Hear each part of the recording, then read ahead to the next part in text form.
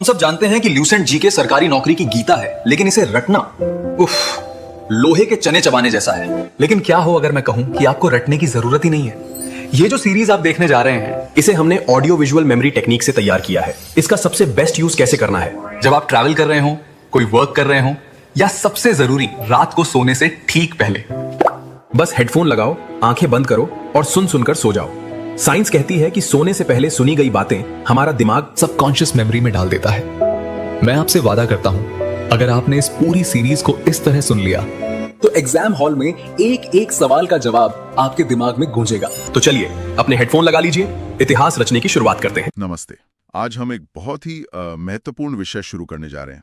ये सफर है हमारे संविधान की जड़ों तक पहुंचने का। बिल्कुल। मतलब ये समझने का कि जिस किताब से आज हमारा देश चलता है, आखिर उसकी नींव कैसी रखी गई। हाँ, और ये बहुत जरूरी है समझना, क्योंकि हमारा संविधान कोई एक दिन में नहीं बना। इसके पीछे एक लंबा, एक बहुत ही दिलचस्प ऐतिहासिक सफर है। सही। भारत में जब ब्रिटिश शासन था तो समय समय पर कई ऐसे एक्ट्स, मतलब अधिनियम पारित किए गए, जिन्होंने धीरे धीरे भारत की जो आज की संवैधानिक और राजनीतिक व्यवस्था है उसकी एक रूपरेखा तैयार की। अच्छा, तो आज की क्लास में हम उन्हीं में से कुछ सबसे महत्वपूर्ण अधिनियमों पर बात करेंगे जो आजादी से पहले लागू हुए थे। बिल्कुल, क्योंकि इन्हीं के अनुभवों से, चाहे वो अच्छे हों या बुरे, सीखकर हमारे संविधान निर्माताओं ने देश के लिए एक मजबूत संविधान तैयार किया। तो चलिए शुरू करते हैं। कहानी में पहला बड़ा मोड़ कहाँ आता है? पहला बड़ा मोड़ आता है 1909 में भारत शासन अधिनियम, जिसे मार्ले मिंटो सुधार के नाम से भी जाना जाता है। मार्ले मिंटो, ये दो अलग अलग लोगों के नाम है ना? हाँ, उस समय लॉर्ड मार्ले भारत के सेक्रेटरी ऑफ स्टेट थे, जो लंदन में बैठते थे, और लॉर्ड मिंटो भारत में वॉइसरॉय थे। ठीक है। इस अधिनियम की सबसे बड़ी और कह सकते हैं कि सबसे दूरगामी परिणाम वाली जो बात थी, वो थी कि पहली बार मुस्लिम समुदाय के लिए एक अलग प्रतिनिधित्व की व्यवस्था की गई। अलग प्रतिनिधित्व, इसका मतलब क्या हुआ? मतलब मुस्लिम उम्मीदवार के लिए सिर्फ मुस्लिम ही वोट करेंगे? एग्जैक्टली, बिल्कुल यही। मुस्लिम सदस्यों का चुनाव सिर्फ मुस्लिम मतदाता ही कर सकते थे। और ये सिर्फ एक चुनावी बदलाव नहीं था, ये एक तरह से बांटो और राज करो की नीति को कानूनी जामा पहनाना था। तो इसने एक तरह से देश को कानूनी तौर पर धर्म के आधार पर बांट दिया। बिल्कुल। और इसके अलावा एक और महत्वपूर्ण बदलाव हुआ। भारतीयों को अब भारत सचिव और गवर्नर जनरल की जो एग्जीक्यूटिव काउंसिल्स होती थीं, उनमें नियुक्त किया जाने लगा। एग्जीक्यूटिव काउंसिल्स मतलब आज के हिसाब से कैबिनेट समझ सकते हैं इसे? हाँ, एक तरह से वाइसरॉय की सबसे ताकतवर टीम। और इसमें केंद्रीय और प्रांतीय विधान परिषदों का आकार भी बढ़ाया गया, सदस्यों की संख्या बढ़ी। तो उन्हें कुछ अधिकार भी मिले होंगे? हाँ, अब परिषद के सदस्य बजट पर चर्चा कर सकते थे, जनहित के विषयों पर प्रस्ताव रख सकते थे, पूरक प्रश्न पूछ सकते थे और वोट भी दे सकते थे। अच्छा, और वो पहले भारतीय कौन थे जो वाइसरॉय की कार्यपालिका परिषद में शामिल हुए? ये नाम जरूरी है ना? बहुत जरूरी है। वो थे सत्येंद्र प्रसाद सिन्हा। वो वाइसरॉय की कार्यपालिका परिषद में शामिल होने वाले पहले भारतीय सदस्य बने। उन्हें लॉ मेंबर के रूप में शामिल किया गया था। समझ गया। तो इसके 10 साल बाद 1919 में एक और बड़ा एक्ट आया, मॉन्टेग्यू चेम्सफोर्ड सुधार। हाँ, और इसने व्यवस्था में कई और बड़े बदलाव किए। जैसे?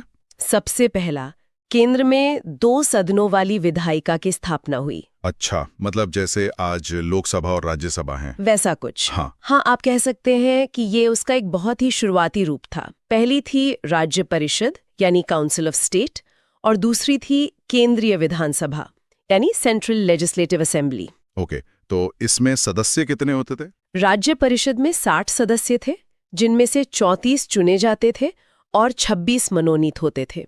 उनका कार्यकाल 5 साल का था। और केंद्रीय विधानसभा में? उसमें 145 सदस्य थे, जिनमें 104 निर्वाचित और 41 मनोनीत होते थे, और इनका कार्यकाल 3 साल का था। अधिकार दोनों के बराबर थे? लगभग बराबर थे, सिवाय एक मामले के। बजट पर स्वीकृति देने का जो अधिकार था, वो सिर्फ विधानसभा के पास था। अच्छा, और इस अधिनियम का एक और बहुत बड़ा प्रावधान था, प्रांतों में द्वैध शासन। ये सुनने में बड़ा भारी लगता है, क्या था ये? द्वैध शासन यानी ड्यूअल गवर्नमेंट सिस्टम। इसके तहत प्रांतों के विषयों को 2 हिस्सों में बांट दिया गया। 2 हिस्से?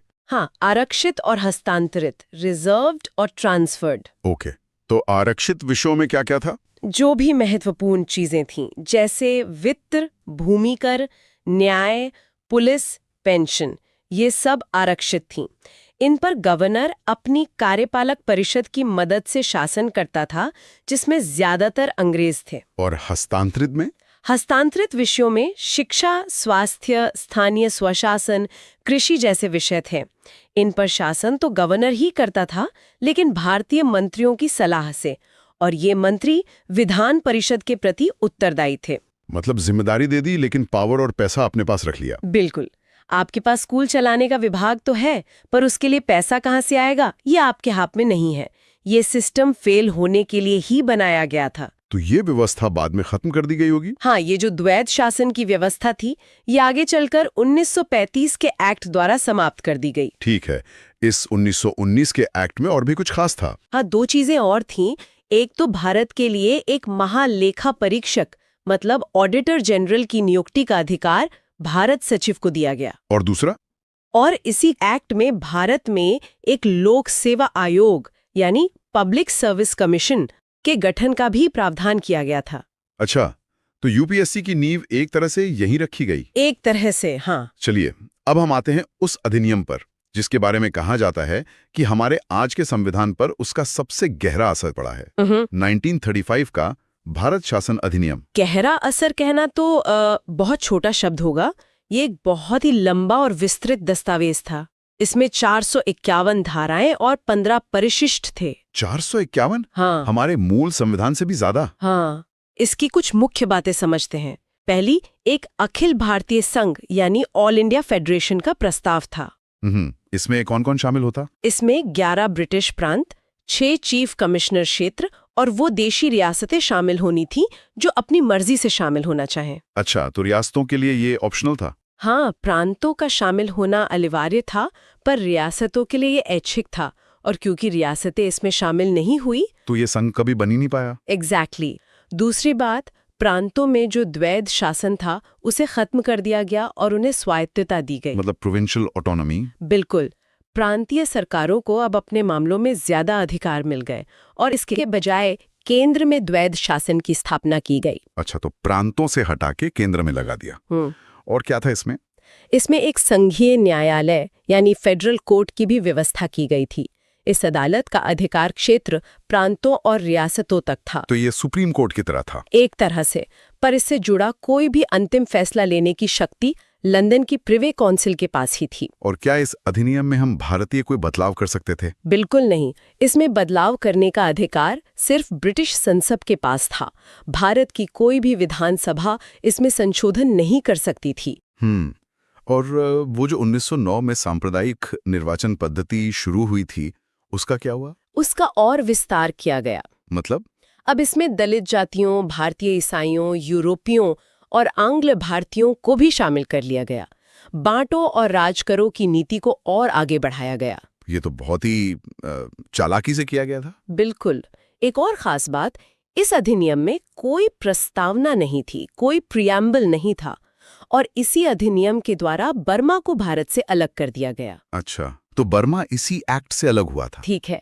अब हम आते हैं सबसे आखिर में, उस अधिनियम पर जिसने भारत में ब्रिटिश राज को समाप्त किया, 1947 का भारतीय स्वतंत्रता अधिनियम। हाँ, और ये सब कुछ बहुत तेजी से हुआ। ये विधेयक 4 जुलाई 1947 को ब्रिटिश संसद में पेश हुआ और 18 जुलाई 1947 को इसे स्वीकृति मिल गई, सिर्फ 14 दिन के अंदर। सिर्फ 14 दिन में? मतलब अंग्रेज जाने की बहुत जल्दी में थे। बिल्कुल। इसके मुख्य प्रावधान बहुत सीधे और स्पष्ट थे। पहला, 15 अगस्त 1947 को भारत और पाकिस्तान 2 स्वतंत्र राष्ट्रों बना दिए जाएंगे और ब्रिटिश सरकार उन्हें सत्ता सौंप देगी। ठीक है। दोनों देशों में एक एक गवर्नर जनरल होंगे, जिनकी नियुक्ति उनके मंत्रिमंडल की सलाह पर की जाएगी। और जब तक नया संविधान नहीं बन जाता तब तक देश कैसे चलता है? तब तक दोनों देशों की जो संविधान सभाएं थीं वही विधानमंडल के तौर पर काम करेंगी, और शासन 1935 के भारत शासन अधिनियम के अनुसार ही चलाया जाएगा। उसमें कुछ बदलाव करने की छूट थी? हाँ, दोनों देश अपनी जरूरत के हिसाब से उसमें बदलाव कर सकते थे। और उन सैकड़ों देसी रियासतों का क्या हुआ? यहीं पर एक बहुत बड़ी चुनौती छोड़ दी गई। देशी रियासतों को ये स्वतंत्रता दी गई कि वे चाहें तो भारत में शामिल हों या पाकिस्तान में, या फिर स्वतंत्र रहे। हाँ, और इसी ने आगे चलकर कई बड़ी समस्याओं को जन्म दिया। तो आज हमने देखा कि कैसे 1909 से लेकर 1947 तक के इन अधिनियमों ने धीरे धीरे भारत में एक ऐसी प्रशासनिक और विधायी व्यवस्था को जन्म दिया जो हमारे संविधान की नींव बनी। बिल्कुल, इन अधिनियमों के जो प्रावधान थे, चाहे वो सफल रहे हों या असफल, उन्होंने हमारे संविधान निर्माताओं को एक ढांचा और एक बहुत जरूरी अनुभव प्रदान किया। सही कहा। इन सभी अधिनियमों के बाद जो अगला तार्किक कदम था वो था भारत के अपने संविधान का निर्माण, जो पूरी तरह से भारतीय लोगों द्वारा भारतीय लोगों के लिए बनाया गया हो। तो अगली क्लास में हम इसी विषय पर आगे बढ़ेंगे और जानेंगे कि भारत की संविधान सभा का गठन कैसे हुआ और हमारे संविधान के निर्माण की प्रक्रिया कैसे पूरी हुई। बिल्कुल। पर आज की बातचीत के बाद एक सवाल मन में आता है। क्या? वो ये कि हमारे संविधान निर्माताओं ने इन ब्रिटिश निर्मित कानूनों के कई हिस्सों को तो खारिज कर दिया, लेकिन उस औपनिवेशिक प्रशासनिक ढांचे का कितना डीएनए आज भी हमारे सिस्टम की नसों में दौड़ रहा है, सोचने वाली बात है। तो पिछली बार हमने देखा था कि कैसे आजादी की सुबह बस होने ही वाली थी। बिल्कुल। लेकिन आजादी के साथ एक बहुत बड़ी जिम्मेदारी भी दरवाजे पर खड़ी थी, एक बिल्कुल नए देश के लिए, एक नई रूल बुक, एक संविधान बनाने की। बिल्कुल, ये कोई छोटा मोटा काम नहीं था। नहीं, बिल्कुल नहीं। और इसी जिम्मेदारी को पूरा करने के लिए संविधान सभा यानी कॉन्स्टिट्यूएंट असेंबली का गठन हुआ। इसकी नींव रखी गई थी कैबिनेट मिशन की सिफारिशों पर, जो 1946 में भारत आया था। चलिए, तो अब इस पूरी प्रक्रिया की गहराई में उतरते हैं कि आखिर ये संविधान सभा बनी कैसे, इसमें कौन कौन लोग थे और किन चुनौतियों का सामना करते हुए उन्होंने हमारे संविधान को आकार दिया। तो शुरुआत करते हैं सदस्यों की संख्या से। कैबिनेट मिशन ने जो योजना दी, उसके हिसाब से संविधान सभा में कुल कितने सदस्य होने थे? कुल 389 सदस्य तय किए गए थे। 389। हाँ, और इसका बंटवारा भी आप कह सकती हैं बहुत सोचा समझा था। 292 प्रतिनिधि ब्रिटिश भारत के प्रांतों से आने थे, 4 प्रतिनिधि चीफ कमिश्नर क्षेत्रों से, जैसे दिल्ली, अजमेर, मेरवाड़ा। बिल्कुल, और बाकी 93 प्रतिनिधि देशी रियासतों से मनोनीत होने थे। अच्छा, और इन सदस्यों को चुनने के लिए फिर चुनाव भी हुए? हाँ, जुलाई 1946 में चुनाव हुए। ये चुनाव उन 296 सीटों के लिए थे जो प्रांतों और चीफ कमिश्नर क्षेत्रों को दी गई थीं। और इन चुनावों के नतीजों से उस वक्त की राजनीतिक तस्वीर साफ हो गई होगी। पूरी तरह से। कांग्रेस को 208 सीटें मिली, मुस्लिम लीग को 73 और 15 सीटें अन्य छोटे समूहों और स्वतंत्र उम्मीदवारों को मिली। तो चुनाव के बाद सभा की पहली बैठक, वो ऐतिहासिक दिन कब आया? संविधान सभा की पहली बैठक हुई 9 दिसंबर 1946 को नई दिल्ली में, उस जगह पर जिसे आज हम संसद भवन के सेंट्रल हॉल के नाम से जानते हैं। जी, उस समय उसे काउंसिल चैम्बर का पुस्तकालय भवन कहते थे। और पहली बैठक की अध्यक्षता किसने की? कोई बड़ा राजनीतिक चेहरा नहीं, एक बहुत ही अच्छी परंपरा का पालन किया गया। सभा के सबसे वरिष्ठ सदस्य डॉक्टर सच्चिदानंद सिन्हा को सभा का अस्थायी अध्यक्ष चुना गया। ये तो बहुत अच्छी बात है, लेकिन इस पहली बैठक में सब कुछ ठीक नहीं रहा, है ना? नहीं, बिल्कुल नहीं। मुस्लिम लीग ने इसका बहिष्कार किया था। अच्छा। जी, मुस्लिम लीग ने न सिर्फ इस बैठक का बहिष्कार किया, बल्कि पाकिस्तान के लिए एक बिल्कुल अलग संविधान सभा बनाने की मांग पर भी जोर दिया। मतलब शुरुआत से एक बड़ी चुनौती सामने थी। और देशी रियासतों का क्या रुख था? क्या वो सब शामिल हुई? ज्यादातर रियासतों ने धीरे धीरे अपने प्रतिनिधि भेजे, लेकिन एक बड़ी रियासत थी हैदराबाद, जिसने अपने प्रतिनिधि संविधान सभा में नहीं भेजे थे। ये जानना भी दिलचस्प होगा कि प्रांतों के प्रतिनिधियों का चुनाव किस आधार पर किया गया था। मतलब किस प्रांत से कितने लोग आएंगे, ये कैसे तय हुआ? इसका आधार मुख्य रूप से जनसंख्या थी। एक मोटा मोटा नियम बनाया गया कि हर 10 लाख लोगों पर एक सीट आवंटित की जाएगी। अच्छा। और इतना ही नहीं, प्रांतों की सीटों को 3 प्रमुख समुदायों में उनकी जनसंख्या के अनुपात में बांटा भी गया था। मुस्लिम, सिख और साधारण, यानी इन दोनों को छोड़कर बाकी सभी। तो फिर जब देश का बंटवारा हुआ, उसका असर सदस्यों की संख्या और संरचना पर भी पड़ा होगा। जाहिर है, असर पड़ना ही था। विभाजन के बाद ब्रिटिश प्रांतों के जो 296 प्रतिनिधि थे, उनका भी सांप्रदायिक आधार पर बंटवारा हो गया। अब भारतीय संविधान सभा में 213 सामान्य सदस्य रह गए, 79 मुसलमान और 4 सिख सदस्य। और समाज के दूसरे वर्गों का प्रतिनिधित्व कैसा था? क्या इसमें विविधता थी? प्रतिनिधित्व काफी व्यापक था, जो कि बहुत जरूरी था। सभा के सदस्यों में अनुसूचित जनजाति के 33 सदस्य शामिल थे। और ये भी बहुत महत्वपूर्ण है कि संविधान सभा में 12 महिला सदस्य भी थीं। 12 महिला सदस्य, ये उस दौर के हिसाब से बहुत बड़ी बात है। बहुत बड़ी बात है। तो डॉक्टर सिन्हा तो अस्थायी अध्यक्ष थे। स्थायी अध्यक्ष किसे और कब चुना गया? पहली बैठक के ठीक 2 दिन बाद 11 दिसंबर 1946 को डॉक्टर राजेंद्र प्रसाद को संविधान सभा का स्थायी अध्यक्ष निर्वाचित किया गया। तो अब अध्यक्ष चुने जाने के बाद सभा की कार्यवाही कैसे आगे बढ़ी? काम शुरू कैसे हुआ? कार्यवाही की असल शुरुआत हुई 13 दिसंबर 1946 को। इस दिन पंडित जवाहरलाल नेहरू ने सभा के सामने एक ऐतिहासिक उद्देश्य प्रस्ताव पेश किया। उद्देश्य प्रस्ताव? जी, इसी प्रस्ताव ने हमारे संविधान की पूरी विचारधारा और दर्शन की नींव रखी। एक तरह से ये हमारे संविधान का विजन डॉक्यूमेंट था। और इस प्रस्ताव को सभा ने कब स्वीकार किया? इस पे बहुत गहरी बहस हुई, विचार विमर्श हुआ और आखिरकार 22 जनवरी 1947 को उद्देश्य प्रस्ताव को सर्वसम्मति से स्वीकार कर लिया गया। इसके बाद काम को आसान बनाने के लिए समितियां बनाई गई होंगी? बिल्कुल, संविधान निर्माण के जटिल काम को बांटने के लिए कई समितियां बनाई गई। इनमें मुख्य थी वार्ता समिति, संघ संविधान समिति, प्रांतीय संविधान समिति, संघ शक्ति समिति और इन सब में शायद सबसे प्रसिद्ध प्रारूप समिति। हाँ, ड्राफ्टिंग कमेटी। इस प्रारूप समिति यानी ड्राफ्टिंग कमेटी पर थोड़ी और बात करते हैं। इसके गठन की जरूरत क्यों पड़ी? देखिए, संविधान का एक शुरुआती मसौदा सर BN राव ने तैयार किया था, जो उस समय संवैधानिक सलाहकार थे।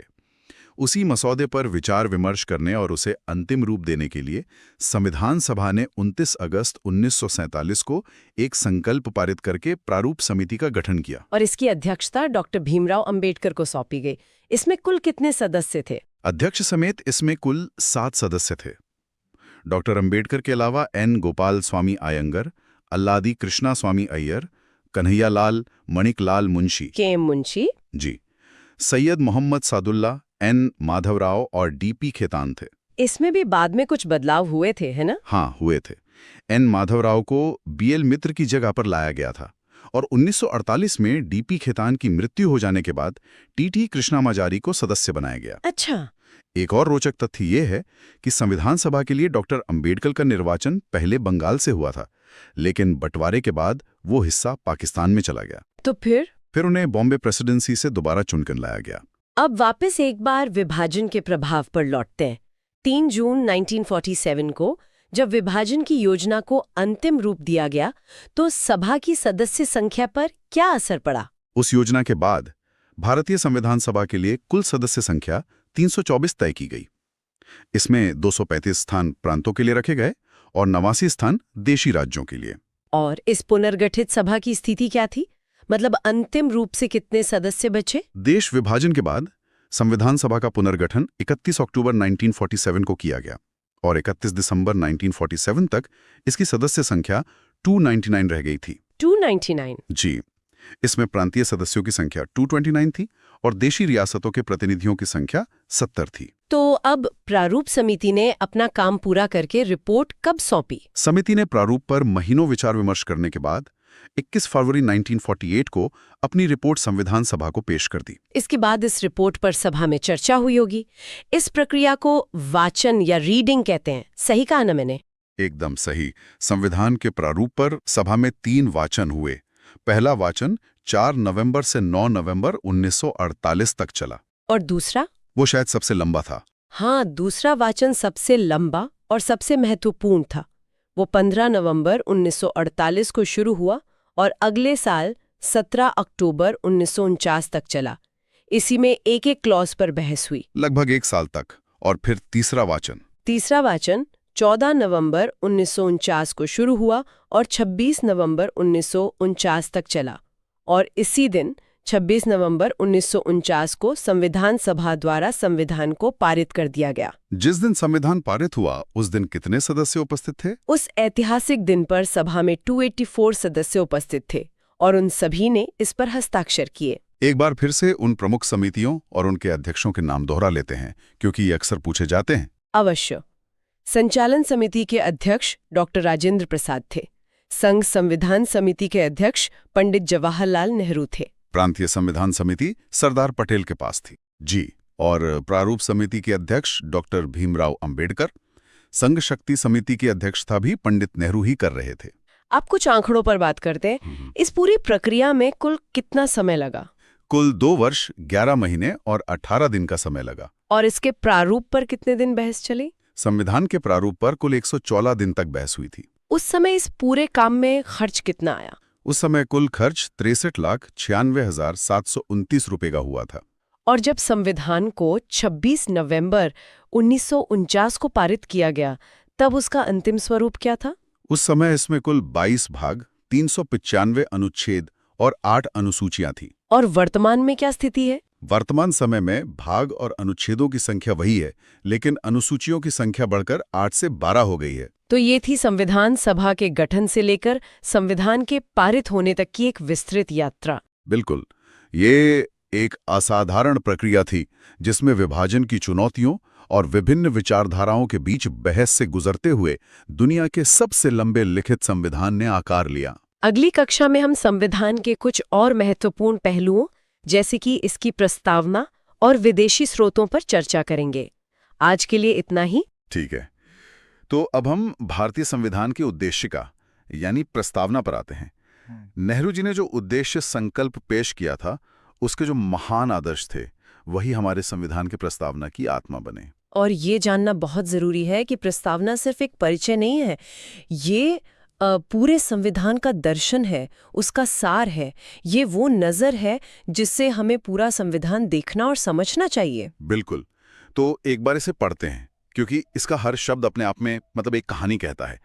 1976 में 42वें संशोधन के बाद जो प्रस्तावना हमारे सामने है, वो कुछ इस तरह है। हाँ, हम भारत के लोग भारत को एक संपूर्ण प्रभुत्व संपन्न, समाजवादी, पंथनिरपेक्ष, लोकतंत्रात्मक गणराज्य बनाने के लिए तथा उसके समस्त नागरिकों को सामाजिक, आर्थिक और राजनीतिक न्याय, विचार, अभिव्यक्ति, विश्वास, धर्म और उपासना की स्वतंत्रता, प्रतिष्ठा और अवसर की समता प्राप्त कराने के लिए तथा उन सब में व्यक्ति की गरिमा और राष्ट्र की एकता और अखंडता सुनिश्चित करने वाली बंधुता बढ़ाने के लिए दृढ़ संकल्प होकर अपनी इस संविधान सभा में आज तारीख 26 नवंबर 1949 को एतद द्वारा इस संविधान को अंगीकृत, अधिनियमित और आत्मार्पित करते हैं। इसमें जो आखिरी 3 शब्द है ना, अंगीकृत, अधिनियमित और आत्मार्पित, ये बहुत शक्तिशाली हैं। हाँ, ये बहुत भारी शब्द लगते हैं। इनका मतलब है हम इसे अपनाते हैं, हम इसे कानून बनाते हैं और हम इसे खुद को ही सौंपते हैं। ये बाहरी सत्ता से आज़ादी का सबसे बड़ा ऐलान है। अच्छा, कि ये संविधान हमें किसी ने दिया नहीं, हमने इसे खुद बनाया और खुद को ही समर्पित किया है। यहाँ से हमारा पहला और सबसे दिलचस्प बिंदु निकल कर आता है। प्रस्तावना को संविधान की कुंजी कहा जाता है, पर इसका असल में मतलब क्या है? क्या ये सिर्फ एक खूबसूरत मुहावरा है? नहीं, ये एक बहुत ही व्यवहारिक बात है। इसे ऐसे समझिए कि अगर आप कोई बहुत जटिल मशीन इस्तेमाल कर रहे हैं और उसका कोई पुर्जा समझ नहीं आ रहा, तो आप क्या करते हैं? उसका यूजर मैनुअल देखते हैं। बिल्कुल, प्रस्तावना संविधान का वही फिलॉसॉफिकल यूजर मैनुअल है। जब भी सुप्रीम कोर्ट या कोई भी जज संविधान के किसी अनुच्छेद के मतलब को लेकर उलझन में होता है, जब उसकी भाषा अस्पष्ट लगती है, तो वो इस कुंजी का इस्तेमाल करते हैं। अच्छा, वो प्रस्तावना को देखते हैं ताकि संविधान बनाने वालों की मूल सोच और इरादे को समझ सकें। अच्छा, तो ये एक तरह से संविधान का दिशा सूचक यंत्र है और इसकी शुरुआत ही होती है हम भारत के लोग से। ये सिर्फ 3 शब्द नहीं है, ये एक क्रांति है। हाँ, ये कहते हैं कि इस देश में असली मालिक, असली शक्ति का स्रोत कोई राजा या कोई बाहरी सरकार नहीं, बल्कि भारत के लोग हैं। बिल्कुल, ये संविधान की सबसे बुनियादी और मजबूत नींव है। इसका मतलब है कि सरकार को अपनी सारी शक्ति भारत की जनता से मिलती है। जनता ही सर्वोच्च है। सही। और इसी से जुड़ा है संप्रभुता का विचार, यानी भारत अपने आंतरिक और बाहरी फैसले लेने के लिए पूरी तरह से आज़ाद है। उस पर किसी और देश का कोई दबाव नहीं चल सकता, और ये आज़ादी भी उसे भारत के लोगों से ही मिलती है। लेकिन यहाँ पर एक बहुत बड़ा पेंच है जो अक्सर लोगों को उलझा देता है। प्रस्तावना में इतने बड़े बड़े वादे हैं, सामाजिक न्याय, अवसर की समता, पर अगर किसी को लगता है कि उसे ये नहीं मिल रहा, तो क्या वो प्रस्तावना का हवाला देकर अदालत जा सकता है? यही तो सबसे दिलचस्प बात है। नहीं जा सकता। नहीं जा सकता। नहीं। 1957 में यूनियन ऑफ इंडिया बनाम मदन गोपाल मामले में सुप्रीम कोर्ट ने ये साफ कर दिया था कि प्रस्तावना को न्यायालय में प्रवर्तित नहीं किया जा सकता। आसान भाषा में कहें तो ये कानूनी तौर पर लागू करने लायक नहीं है। तो फिर इसका क्या मतलब हुआ? क्या ये सिर्फ नैतिक सलाह है जिसकी कोई कानूनी मायने नहीं? अगर आप इसे लागू ही नहीं करवा सकते तो इसकी ताकत क्या है? देखिए, एक बहुत गहरा सवाल है।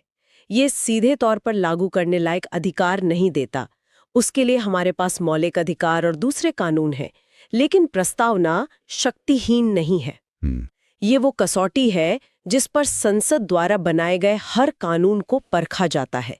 ये जजों के लिए वो रोशनी है जिसमें वो संविधान की व्याख्या करते हैं। तो ये सीधे अधिकार नहीं देती, पर अधिकारों की रक्षा करने और उन्हें सही मायने देने में एक बहुत बड़ी भूमिका निभाती है। इसी बात ने अदालतों में एक बड़ी बहस को जन्म दिया। एक सवाल कि आखिर प्रस्तावना का संविधान में स्टेटस क्या है? क्या ये संविधान का हिस्सा है भी या नहीं? हाँ, और यहीं से शुरू होती हमारी कहानी दो ऐतिहासिक अदालती मामलों की। हाँ, ये कहानी एक तरह की कानूनी जासूसी कहानी जैसी है। पहला बड़ा मोड़ आया 1960 में बेरूबाड़ी यूनियन मामले में। अच्छा। सुप्रीम कोर्ट ने माना कि हाँ, जहां संविधान की भाषा संदिग्ध हो वहां प्रस्तावना एक कुंजी की तरह मदद करती है। लेकिन फिर कोर्ट ने एक ऐसी बात कह दी जिसने सब कुछ बदल दिया। उन्होंने कहा कि प्रस्तावना संविधान का अंग नहीं है। ये तो बहुत बड़ी बात है। जी, इसका मतलब तो ये हुआ कि संसद इसमें कभी कोई बदलाव कर ही नहीं सकती, क्योंकि वो तो सिर्फ संविधान में संशोधन कर सकती है। बिल्कुल। कोर्ट ने इसे ऐसा बना दिया जैसे ये किताब का एक बहुत खूबसूरत कवर पेज तो है, लेकिन किताब का कोई चैप्टर नहीं है। तो 13 सालों तक 1960 से 1973 तक प्रस्तावना एक तरह के कानूनी लिम्बो में फंसी रही। महत्वपूर्ण, लेकिन संविधान के शरीर का हिस्सा नहीं। और फिर आया 1973 का वो साल जिसने भारतीय संविधान को हमेशा के लिए बदल दिया। केशवानंद भारती बनाम केरल राज्य का मामला। हाँ, इसे भारतीय न्यायपालिका का सबसे महत्वपूर्ण फैसला माना जाता है। ये एक भूचाल की तरह था। 13 जजों की सबसे बड़ी बेंच बैठी और उन्होंने बेरूबाड़ी मामले में दिए अपने ही 13 साल पुराने फैसले को पलट दिया। हाँ, कोर्ट ने कहा हमसे गलती हुई थी। प्रस्तावना संविधान का एक बहुत ही महत्वपूर्ण और अभिन्न अंग है। और जैसे ही ये कहा, इसका सीधा मतलब निकला कि हाँ, संसद अनुच्छेद 668 के तहत इसमें संशोधन कर सकती है। तो संसद को शक्ति मिल गई, लेकिन सुप्रीम कोर्ट ने यहाँ एक और ट्विस्ट डाल दिया। उन्होंने संसद को असीमित शक्ति नहीं दी। यहीं पर मूल ढांचे का सिद्धांत सामने आया, जिसे थ्योरी ऑफ बेसिक स्ट्रक्चर कहते हैं। हाँ, ये सुप्रीम कोर्ट का एक मास्टर स्ट्रोक था। उन्होंने एक लक्ष्मण रेखा खींच दी। कोर्ट ने कहा ठीक है, संसद संविधान में संशोधन कर सकती है, प्रस्तावना में भी कर सकती है, लेकिन संविधान की कुछ बुनियादी चीजें हैं, उसकी नींव के पत्थर हैं, जैसे लोकतंत्र, पंथ निरपेक्षता, कानून का राज, शक्तियों का बंटवारा। आप इन्हें किसी भी संशोधन से हटा या कमजोर नहीं कर सकते। क्या कमाल की बात है। तो आप घर को रंग सकते हैं, फर्नीचर बदल सकते हैं, एक आध दीवार भी हटा सकते हैं। हाँ, लेकिन आप घर की नींव की दीवारों को नहीं छू सकते। हाँ, वरना पूरा घर ही ढह जाएगा। आपने बिल्कुल सही समझा। और कोर्ट ने ये भी कहा कि आप ऐसे संशोधन कर सकते हैं जो इस मूल ढांचे को और मजबूत करें। अच्छा। आप इसे और बड़ा और बेहतर बना सकते हैं, लेकिन इसे छोटा या कमजोर नहीं कर सकते। और इसी नई शक्ति और इस मूल ढांचे के सिद्धांत के आधार पर 1976 में 42वें संशोधन के जरिए प्रस्तावना में 3 नए शब्द जोड़े गए। समाजवादी, पंथ निरपेक्ष और राष्ट्र की अखंडता। जी, कोर्ट का मानना था कि ये शब्द पहले से ही संविधान की भावना में मौजूद थे। इस संशोधन ने तो बस उन्हें साफ-साफ लिख दिया। तो ये थी प्रस्तावना की कहानी, कैसे वो सिर्फ एक परिचय से बढ़कर संविधान की आत्मा और मूल ढांचे का हिस्सा बनी। बिल्कुल। ये पूरी यात्रा ही अपने आप में फैसिनेटिंग है। अब ये सवाल उठता है कि ये जो इतने बेहतरीन विचार हमारे संविधान में हैं, लोकतंत्र, न्याय, स्वतंत्रता, ये सब आए कहाँ से? क्या हमारे संविधान निर्माताओं ने शून्य से सब कुछ बनाया, या उन्होंने दुनिया भर से सबसे अच्छे विचारों को चुना? उन्होंने दुनिया भर में बेस्ट आइडियाज की शॉपिंग की। हमारे संविधान निर्माता बहुत ही विद्वान और व्यावहारिक लोग थे। उन्होंने दुनिया के लगभग 60 संविधानों को खंगाला और जो भी विचार उन्हें भारत की मिट्टी और मिजाज के लिए सही लगा, उसे उठाया और भारतीय जरूरतों के हिसाब से ढाल लिया। ये नकल नहीं थी, ये एक बहुत ही रचनात्मक प्रक्रिया थी। तो चलिए इस वैचारिक यात्रा पर चलते हैं। सबसे पहले संयुक्त राज्य अमेरिका, वहां से हमने क्या क्या लिया? अमेरिका से हमने कुछ बहुत ही शक्तिशाली विचार लिए।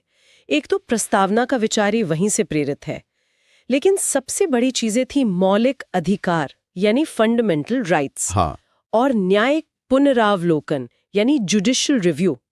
न्यायिक पुनरावलोकन वो शक्ति है जो सुप्रीम कोर्ट को किसी भी संसदीय कानून को रद्द करने का अधिकार देती है अगर वो कानून संविधान के खिलाफ हो। अच्छा, इसके अलावा न्यायपालिका की आजादी और राष्ट्रपति पर महाभियोग की प्रक्रिया भी वहीं से ली गई। अच्छा, तो हमने सरकार की ब्रिटिश संसदीय प्रणाली ली, लेकिन उस पर लगाम लगाने के लिए ब्रेक्स अमेरिका से उधार लिए हैं। ये तो बड़ा दिलचस्प संतुलन है।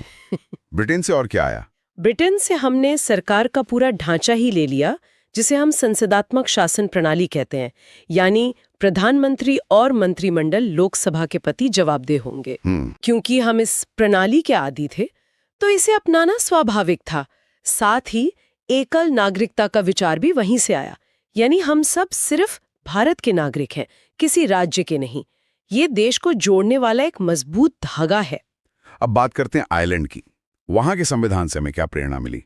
आयरलैंड से हमने नीति निर्देशक सिद्धांत लिए, यानी डायरेक्टिव प्रिंसिपल्स।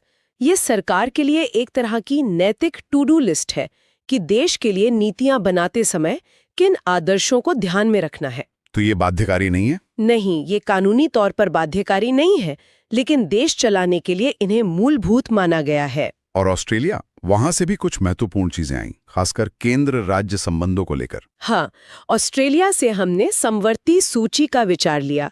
ये वो लिस्ट है जिसमें दिए गए विषयों पर केंद्र और राज्य दोनों कानून बना सकते हैं। अच्छा, ये सहकारी संघवाद का एक शानदार उदाहरण है। प्रस्तावना की जो भाषा है, उसका प्रवाह भी ऑस्ट्रेलियाई संविधान से प्रेरित है। आपातकाल के दौरान मौलिक अधिकारों का निलंबन, ये एक बहुत ही विवादास्पद प्रावधान है। ये विचार कहाँ से आया? ये विचार जर्मनी के वाइमर संविधान से लिया गया। इसका उद्देश्य राष्ट्रीय संकट के समय देश की एकता और सुरक्षा को प्राथमिकता देना है। भारत जैसे विशाल और विविध देश को एक साथ रखने के लिए एक मजबूत केंद्र की जरूरत थी। इस संघात्मक ढांचे की प्रेरणा कहाँ से मिली? इसके लिए हमने कनाडा की तरफ देखा। वहां एक मजबूत केंद्र के साथ एक संघीय व्यवस्था है। अवशिष्ट शक्तियों का केंद्र के पास होना, मतलब जो विषय किसी लिस्ट में नहीं है। हाँ, जो विषय किसी भी सूची में नहीं है, उन पर कानून बनाने का अधिकार केंद्र का होगा। ये विचार वहीं से आया है। संविधान एक जीवंत दस्तावेज है, इसे समय के साथ बदलना पड़ता है। तो संविधान में संशोधन की प्रक्रिया कहाँ से ली गई? ये हमने दक्षिण अफ्रीका से सीखी, और नागरिकों के मौलिक कर्तव्य जो बाद में जोड़े गए, वो तत्कालीन सोवियत संघ यानी रूस के संविधान से प्रेरित थे। और जापान, और अंत में जापान से हमने विधि द्वारा स्थापित प्रक्रिया का सिद्धांत लिया, जो ये सुनिश्चित करता है कि कोई भी सरकारी कार्यवाही मनमानी न हो, बल्कि कानून के अनुसार हो। तो ये तो दुनिया भर के विचारों का एक गुलदस्ता बन गया।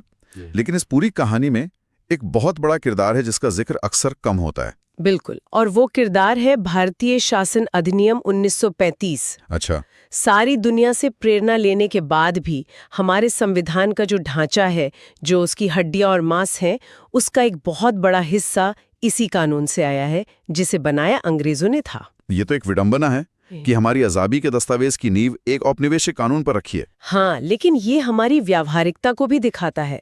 संविधान के 395 अनुच्छेदों में से लगभग 250 अनुच्छेद या तो सीधे सीधे 1935 के एक्ट से ले लिए गए। 250 अनुच्छेद? हाँ, ये थोड़े बहुत बदलाव के साथ अपनाए गए।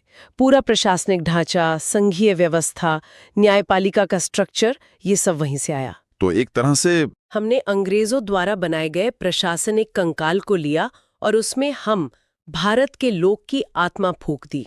ठीक है, आज के लिए इतना ही। अगली कक्षा में हम भारतीय संविधान की अनुसूचियों पर विस्तार से चर्चा करेंगे। ठीक है, तो पिछली बार हमने संविधान के मूल ढांचे और उसकी विशेषताओं को समझा था, लेकिन संविधान सिर्फ एक दार्शनिक दस्तावेज नहीं है, वो देश चलाने की एक प्रैक्टिकल गाइडबुक भी है।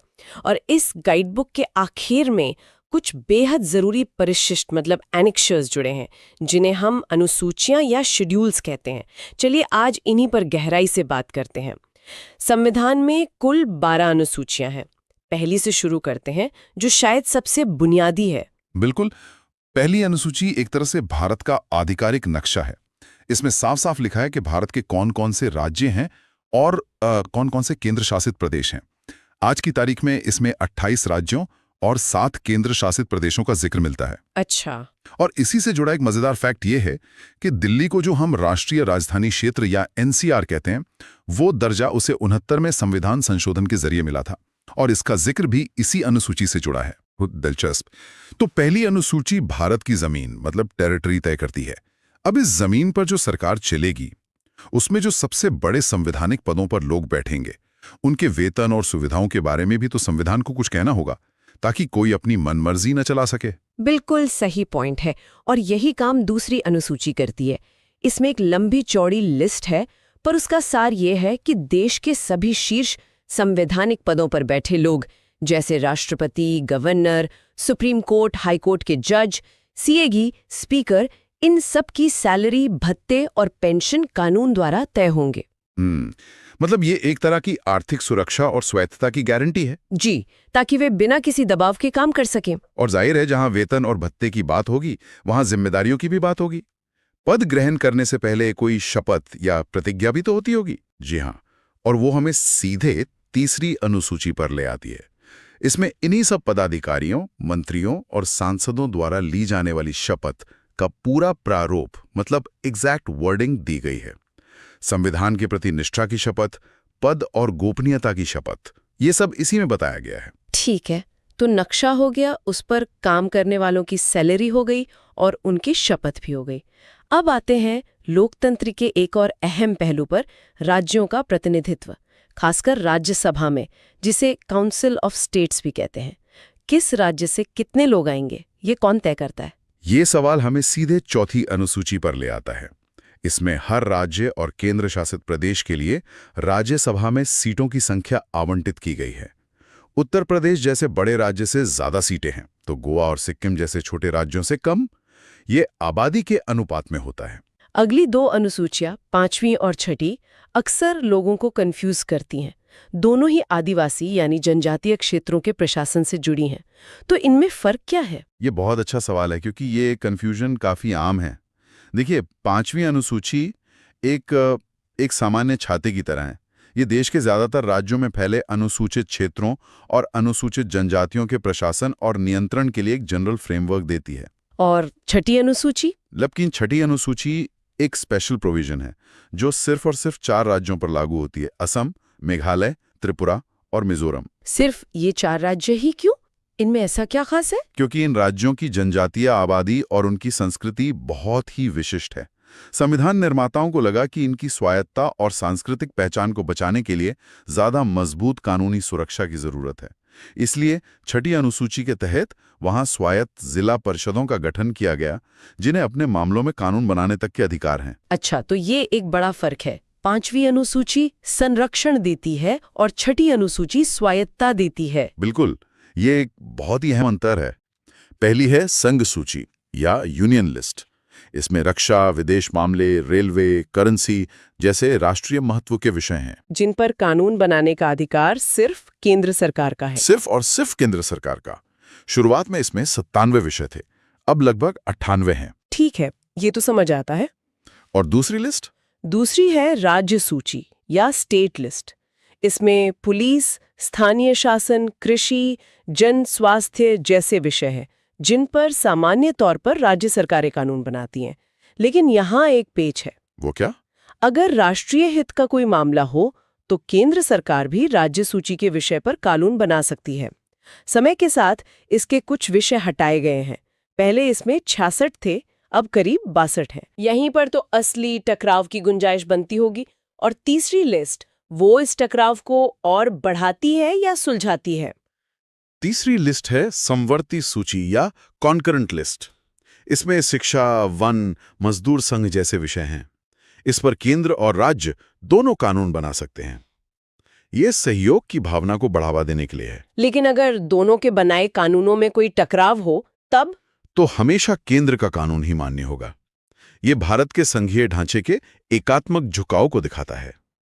इसमें पहले 47 विषय थे, जो अब बढ़कर 52 हो गए हैं। मतलब शक्तियों का बंटवारा तो है, लेकिन पलड़ा हमेशा केंद्र की तरफ थोड़ा भारी रहता है।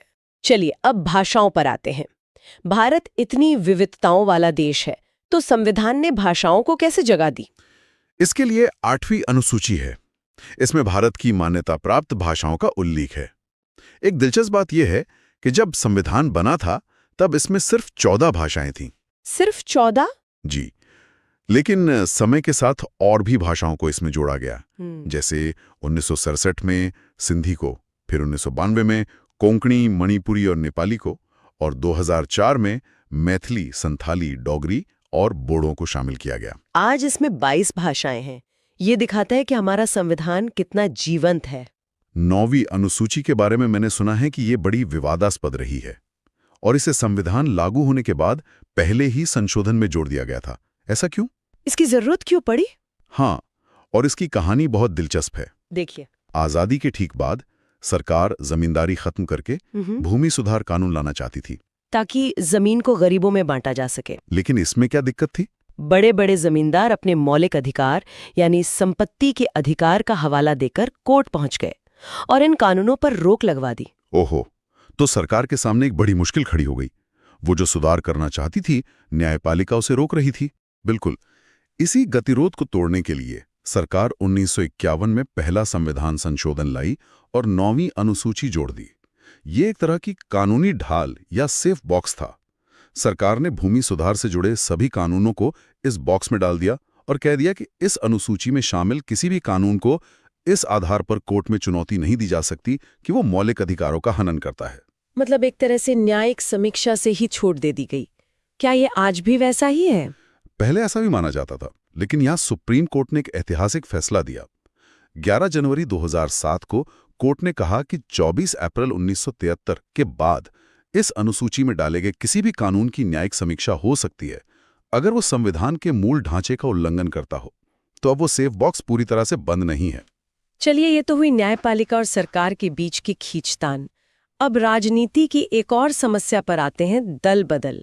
आया राम गया राम की राजनीति को रोकने के लिए भी तो संविधान में कुछ किया गया होगा। हाँ, 1980 के दशक में ये एक बड़ी समस्या बन गई थी। इसी को रोकने के लिए 1985 में 52वें संशोधन के जरिए 10वीं अनुसूची जोड़ी गई। इसमें दल बदल को रोकने के लिए कड़े प्रावधान हैं कि किन परिस्थितियों में किसी विधायक या सांसद की सदस्यता रद्द हो सकती है। और अब आखिरी 2 अनुसूचियों पर आते हैं, 11वीं और 12वीं। इन्हें भी बाद में जोड़ा गया और ये सत्ता को जमीनी स्तर पर पहुंचाने से जुड़ी हैं, है ना? जी, 11वीं अनुसूची को 73वें संशोधन 1993 में जोड़ा गया। इसने पंचायती राज को संवैधानिक दर्जा दिया और पंचायतों को काम करने के लिए 29 विषय दिए, जैसे सड़क, पानी, स्थानीय स्कूल वगैरह। और 12वीं अनुसूची? ठीक इसी तरह 12वीं अनुसूची को 74वें संशोधन से जोड़ा गया और इसने शहरी स्थानीय निकायों यानी नगरपालिकाओं को काम करने के लिए 18 विषय दिए। ये दोनों अनुसूचियां लोकतंत्र को जमीनी स्तर पर मजबूत करती हैं। तो ये अनुसूचियां एक तरह से देश को चलाने की पूरी ऑपरेटिंग मैनुअल हैं। लेकिन जिस देश को चलाने के ये नियम हैं, उसका नक्शा खुद आजादी के वक्त एक बहुत बड़ा सवाल था। रियासतों का विलय, राज्यों का बनना, ये सब कैसे हुआ? ये भारत के इतिहास का एक बहुत ही ड्रामेटिक अध्याय है। आजादी के समय 550 से ज्यादा देशी रियासतें थीं, जिन्हें आजाद छोड़ दिया गया था कि वो भारत में शामिल हों, पाकिस्तान में, या आजाद रहें। इन्हें एक करने का जिम्मा सरदार वल्लभ भाई पटेल के नेतृत्व में बने रियासती मंत्रालय ने उठाया। ज्यादातर तो मान गई, लेकिन कुछ ने मुश्किल खड़ी की थी। हाँ, 3 रियासतों ने, जूनागढ़, हैदराबाद और जम्मू कश्मीर। इनका विलय कैसे हुआ? जूनागढ़ में जनमत संग्रह मतलब लोगों से वोटिंग कराकर उसे भारत में मिलाया गया। हैदराबाद के निजाम नहीं मान रहे थे तो वहां पुलिस कार्रवाई करनी पड़ी, जिसे ऑपरेशन पोलो कहते हैं। और जम्मू कश्मीर के महाराजा ने विलय पत्र पर दस्तखत करके अपनी रियासत को भारत में मिलाया जब पाकिस्तानी कबायलियों ने हमला कर दिया था। तो एक बार जब भारत का एक नक्शा बन गया, तो क्या संविधान संसद को इस नक्शे को बदलने, नए राज्य बनाने या उनकी सीमाओं में फेरबदल करने की ताकत देता है? हाँ, और ये ताकत बहुत मजबूत है। अनुच्छेद 1 कहता है कि भारत राज्यों का संघ होगा। फिर अनुच्छेद 2 संसद को संघ में नए राज्यों को शामिल करने की शक्ति देता है। और अनुच्छेद 3 संसद को किसी भी मौजूदा राज्य का क्षेत्र घटाने, बढ़ाने, उसकी सीमा बदलने या यहाँ तक कि उसका नाम बदलने की भी पूरी शक्ति देता है। और इसी शक्ति का इस्तेमाल करके भारत में राज्यों का पुनर्गठन हुआ, जिसकी सबसे बड़ी मांग भाषा के आधार पर थी। लेकिन सरकार तो शुरुआत में इसके सख्त खिलाफ थी। उन्हें डर किस बात का था? उन्हें डर था कि अगर भाषा के आधार पर देश को बांटा गया तो देश की एकता को खतरा हो सकता है। और नई नई मिली आज़ादी के लिए ठीक नहीं होगा। इसी की जांच के लिए पहले एस.के. धर की अध्यक्षता में एक आयोग बना, जिसने भाषाई आधार को खारिज कर दिया और प्रशासनिक सुविधा को आधार बनाने को कहा। नहीं, फिर कांग्रेस ने अपनी एक समिति बनाई, जवाहरलाल नेहरू, वल्लभ भाई पटेल और पट्टाभी सीतारामैया की जेवीपी समिति। जी, जिसे जेवीपी समिति कहते हैं। इस हाई प्रोफाइल समिति ने भी भाषा के आधार पर राज्यों के पुनर्गठन की मांग को खारिज कर दिया। लगा कि अब ये मामला ठंडे बस्ते में चला गया है। फिर इन रिपोर्टों के बावजूद भाषा के आधार पर पहला राज्य बना कैसे? कोई तो चिंगारी लगी होगी जिसने आग लगा दी। वो चिंगारी एक व्यक्ति का बलिदान थी। जेवीपी समिति की रिपोर्ट के बाद मद्रास राज्य के तेलुगु भाषी लोगों ने पुट्टी श्रीरामुलु के नेतृत्व में आंदोलन तेज कर दिया। उन्होंने आमरण अनशन शुरू किया। 56 दिन का आमरण अनशन, ये तो कल्पना करना भी मुश्किल है। हाँ, 56 दिन के अनशन के बाद 15 दिसंबर 1952 को उनकी मृत्यु हो गई। उनकी मृत्यु की खबर फैलते ही पूरे आंध्र क्षेत्र में हिंसक प्रदर्शन भड़क उठे।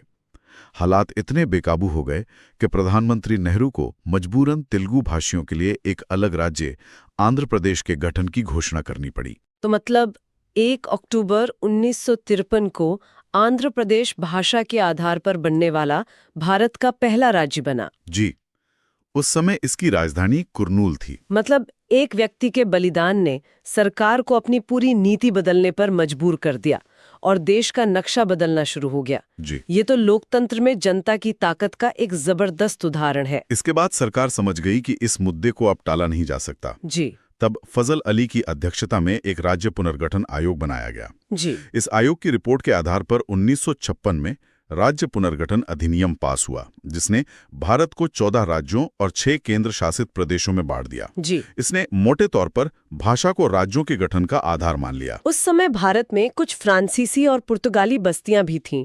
उनका विलय कैसे हुआ? 1954 में फ्रांस ने अपनी बस्तियां पौंडीचेरी, यनाम, चंद्रनगर, करिकाल, शांति से भारत को सौंप दी, जिन्हें मिलाकर पौंडीचेरी केंद्र शासित प्रदेश बना। जी। लेकिन पुर्तगाल गोवा, दमन और दीव को छोड़ने को तैयार नहीं था। तो वहां क्या हुआ? आखिरकार दिसंबर 1961 में सैन्य कार्यवाही करके इन इलाकों को आजाद कराया गया और संविधान में संशोधन करके भारत का अंग बना लिया गया। और राज्यों के बनने का ये सिलसिला 1956 के बाद भी जारी रहा। जैसे बम्बई राज्य का विभाजन हुआ। जी। 1 मई 1960 को मराठी और गुजराती भाषियों के बीच संघर्ष के कारण बम्बई राज्य को 2 हिस्सों में बांटा गया, महाराष्ट्र और गुजरात। जी। फिर 1 दिसंबर 1963 को नागा आंदोलन के बाद नागालैंड को अलग राज्य का दर्जा मिला। और पंजाब?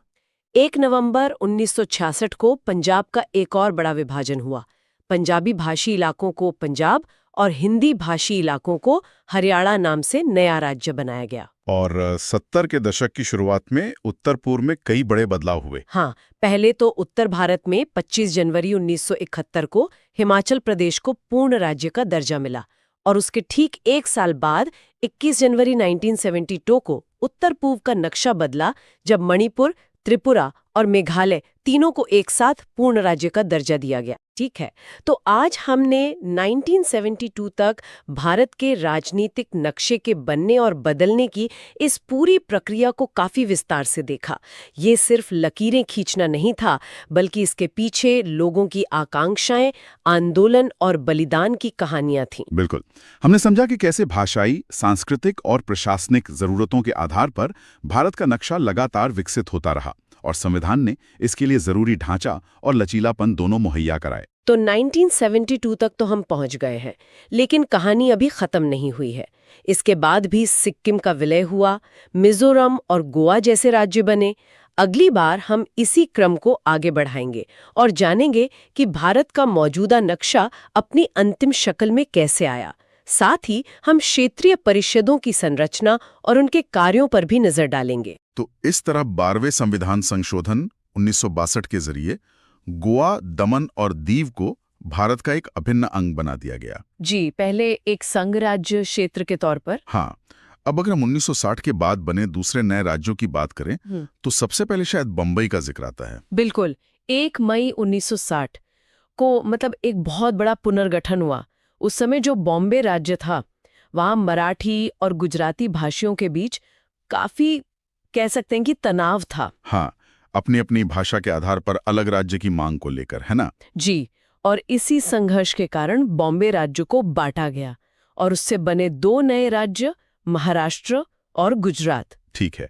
और गोवा की बात पर वापस आएं, तो भारत सरकार ने उस पर अधिकार कैसे किया? मतलब वो तो पुर्तगालियों के अधीन था। हाँ, तो हुआ ये कि भारत सरकार ने 18 दिसंबर 1961 को गोवा, दमन और दीव की मुक्ति के लिए पुर्तगालियों के विरुद्ध सैनिक कार्रवाई की। अच्छा, मतलब मिलिट्री एक्शन लेना पड़ा। जी, और उसके बाद उन पर पूरी तरह से अधिकार कर लिया गया। और इसी दौर में पूर्वोत्तर में भी काफी कुछ चल रहा था। नागालैंड की बात करते हैं। हाँ, नागा आंदोलन एक बहुत बहुत पुराना और मजबूत आंदोलन था। वो अपनो अलग पहचान चाहते थे, तो इसी के चलते असम को विभाजित करना पड़ा। और नागालैंड एक अलग राज्य बना। जी, 1 दिसंबर 1963 को नागालैंड को एक अलग राज्य का दर्जा दिया गया। फिर अगर उत्तर भारत की तरफ देखें तो पंजाब में भी एक बड़ा भाषाई आंदोलन चल रहा था। बिल्कुल, पंजाबी सूबा आंदोलन, और उसी के परिणाम स्वरूप 1 नवंबर 1966 को पंजाब का फिर से विभाजन हुआ। तो इसमें से कौन कौन से राज्य बने? एक तो पंजाबी भाषी लोगों के लिए पंजाब बना, और जो हिंदी भाषी इलाके थी उनसे हरियाणा बना दिया गया। एकदम सही। तो इस तरह 2 राज्य बना दिए गए। ये तो 60 के दशक की बात हो गई। 70 के दशक में भी ये प्रक्रिया जारी रही। हाँ बिल्कुल, 21 जनवरी 1972 को एक साथ 3 राज्यों को पूर्ण राज्य का दर्जा मिला। 3 राज्य? कौन कौन से? मणिपुर, त्रिपुरा और मेघालय। अच्छा, ये तीनों पहले केंद्र शासित प्रदेश थे? मणिपुर और त्रिपुरा थे, और मेघालय को असम से अलग करके बनाया गया था। और सिक्किम का भारत में विलय भी तो इसी दशक में हुआ था। वो कहानी भी बहुत दिलचस्प है। जी, 26 अप्रैल 1975 को सिक्किम भारत का 22वां राज्य बना। वो एक कह सकते हैं कि पूरी तरह से एक लोकतांत्रिक विलय था। ठीक है। फिर 80 के दशक में भी कुछ नए राज्य बने। हाँ, 80 के दशक के आखिर में 20 फरवरी 1987 को मिजोरम और अरुणाचल प्रदेश, इन दोनों को पूर्ण राज्य का दर्जा दिया गया। ये भी पूर्वोत्तर के ही राज्य हैं। जी, और इसके ठीक बाद 30 मई 1987 को गोवा को भी आखिरकार राज्य का दर्जा मिल ही गया। अच्छा, तो गोवा 25वां राज्य बना, मतलब आजादी के इतने साल बाद। हाँ, उसे राज्य बनने में काफी समय लगा। और फिर आया साल 2000, जब एक साथ 3 बड़े राज्य बने। हाँ, ये एक बहुत बड़ा साल था राज्यों के पुनर्गठन के लिहाज से। 1 नवंबर 2000 को बना छत्तीसगढ़, भारत का 26वां राज्य। जी। फिर 9 नवंबर 2000 को उत्तराखंड, जो 27वां राज्य था, और उसके कुछ ही दिन बाद 15 नवंबर 2000 को झारखंड 28वां राज्य बना। तो इस तरह आज भारत में 28 राज्य और 8 केंद्र शासित प्रदेश हैं। बिल्कुल। और ये सभी संविधान की पहली अनुसूची में शामिल हैं। बिल्कुल। अब इतने सारे राज्य बन गए तो इनके बीच एक और महत्वपूर्ण विषय जुड़ता है, वो है क्षेत्रीय परिषदें, जोनल काउंसिल्स। हाँ, ये बहुत ही जरूरी विषय है। देखिए, जब इतने राज्य होंगे तो उनके बीच आपसी सहयोग और समन्वय के लिए कोई मंच तो चाहिए। बिल्कुल। इसी सोच के साथ भारत में 5 क्षेत्रीय परिषदों की स्थापना की गई, और इनका गठन राष्ट्रपति के द्वारा किया जाता है। और इनका अध्यक्ष कौन होता है? देश के केंद्रीय गृह मंत्री या फिर राष्ट्रपति किसी और केंद्रीय मंत्री को मनोनीत कर सकते हैं। वो इन परिषदों के अध्यक्ष होते हैं। और उपाध्यक्ष? जो सदस्य राज्य हैं, उनके मुख्यमंत्री, वो बारी बारी से, मतलब हर साल बदलते रहते हैं, उपाध्यक्ष बनते हैं। यहाँ एक सवाल उठता है, क्या ये परिषदें संवैधानिक निकाय हैं? मतलब क्या इनका जिक्र संविधान में है? नहीं, और ये समझना बहुत जरूरी है। ये संवैधानिक नहीं बल्कि सांविधिक निकाय हैं, स्टैट्यूटरी बॉडीज। अच्छा, मतलब इन्हें संसद ने एक कानून बनाकर बनाया है। बिल्कुल सही। इनका गठन संसद के एक अधिनियम, राज्य पुनर्गठन अधिनियम 1956 के तहत किया गया है। तो चलिए अब इन 5 परिषदों पर एक-एक करके बात करते हैं।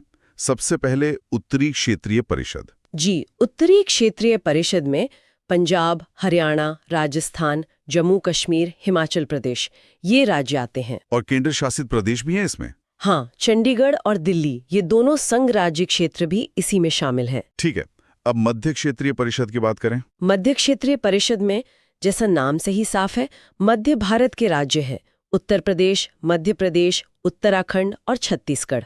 ये दिलचस्प है कि उत्तराखंड और छत्तीसगढ़, जो कभी यूपी और एमपी का हिस्सा थे, जी, अब उसी परिषद में अपने मूल राज्यों के साथ बैठते हैं। जी, इससे बंटवारे से जुड़े कई पुराने मुद्दों को सुलझाने में भी मदद मिलती है। सही। अब पूर्वी क्षेत्रीय परिषद। पूर्वी क्षेत्रीय परिषद में बिहार, पश्चिम बंगाल, उड़ीसा, झारखंड, असम, सिक्किम, मणिपुर, त्रिपुरा, मेघालय, नागालैंड, अरुणाचल प्रदेश और मिजोरम शामिल हैं। ये काफी बड़ी परिषद है। मतलब इसमें तो पूरा पूर्वी और पूर्वोत्तर भारत आ गया। हाँ, इसमें ये सभी राज्य शामिल हैं। ठीक है। चौथी है पश्चिमी क्षेत्रीय परिषद। जी, इसके सदस्य हैं गुजरात, महाराष्ट्र और गोवा राज्य, और साथ में दमन दीव और दादर तथा नागर हवेली जो संघ राज्य क्षेत्र हैं। ये तो भारत का एक तरह से इंडस्ट्रियल हब हो गया। बिल्कुल, ये भारत का आर्थिक पावर हाउस है। और आखिर में दक्षिणी क्षेत्रीय परिषद। हाँ, इसमें दक्षिण के राज्य आते हैं आंध्र प्रदेश, केरल, कर्नाटक, तमिलनाडु और साथ में पुदुचेरी संघ राज्य क्षेत्र। तो ये थी भारत की 5 क्षेत्रीय परिषदें और उनका गठन। अगली कक्षा में फिर हम भारतीय संविधान के प्रमुख भागों पर चर्चा शुरू करेंगे। हाँ, बिल्कुल। लेकिन जाने से पहले इस पर विचार करना जरूरी है, इन क्षेत्रीय परिषदों का गठन राज्यों के बीच सहयोग और समन्वय को बढ़ावा देने के लिए किया गया था। आज के बदलते राजनीतिक परिदृश्य में क्या ये परिषदें अपने उद्देश्यों को पूरा करने में सफल रही हैं या वे केवल सलाहकार बैठकें बनकर रह गई हैं? इसके बारे में सोचिएगा। तो चलिए, आज हम संविधान के भाग 2 पर अपनी चर्चा शुरू करते हैं, जो है नागरिकता। बिल्कुल। इसका वर्णन हमें अनुच्छेद 5 से लेकर अनुच्छेद 11 तक में मिलता है। और सबसे पहली और मुझे लगता है सबसे महत्वपूर्ण बात जो हमें याद रखनी है वो ये है कि भारत में एकल नागरिकता का प्रावधान है। हाँ, सिंगल सिटीजनशिप। इसका मतलब आप सिर्फ भारत के नागरिक हैं, किसी एक राज्य के नहीं। जैसे अमेरिका में होता है कि आपके पास एक फेडरल और एक स्टेट दोनों नागरिकता होती है, वैसा यहाँ नहीं है। बिल्कुल नहीं। यहाँ आपकी पहचान सिर्फ भारतीय है। ठीक है, तो अब सवाल ये उठता है कि भारत की नागरिकता मिलती कैसे है? इसके लिए एक पूरा कानून है, भारतीय नागरिकता अधिनियम 1955। अच्छा। और इस अधिनियम के हिसाब से किसी भी व्यक्ति को भारतीय नागरिकता कुछ आधारों पर मिल सकती है। तो हम एक एक करके इन सभी को समझते हैं। बिल्कुल। तो सबसे पहला आधार क्या है? सबसे पहला और सबसे स्वाभाविक है जन्म से नागरिकता। जन्म से मतलब जिसका जन्म भारत में हुआ हो? हाँ, बिल्कुल। इसका मतलब है कि हर वो व्यक्ति जिसका जन्म भारत में 26 जनवरी 1950 को या उसके बाद हुआ हो, वो जन्म से ही भारत का नागरिक माना जाएगा। पर इसमें एक अपवाद भी तो है ना? हाँ, एक छोटा सा अपवाद है। भारत में जन्मे विदेशी राजनयिकों मतलब डिप्लोमैट्स के बच्चे अच्छा और शत्रुओं के बच्चे वो इस प्रावधान के अंतर्गत नहीं आते हैं। ठीक है, ये तो हुई उनकी बात जिनका जन्म भारत में हुआ, लेकिन उन लोगों का क्या जिनका जन्म भारत के बाहर किसी दूसरे देश में हुआ हो? बहुत अच्छा सवाल है। और यहीं पर नागरिकता का दूसरा आधार सामने आता है, वंश परंपरा द्वारा नागरिकता। वंश परंपरा? हाँ, नियम यह है कि अगर किसी व्यक्ति का जन्म 26 जनवरी 1950 के बाद भारत के बाहर हुआ हो और उसके जन्म के समय उसके माता पिता में से कोई एक भारत का नागरिक हो, तो वो व्यक्ति भी भारत का नागरिक माना जाएगा। एक मिनट, यहाँ एक बहुत जरूरी बात है।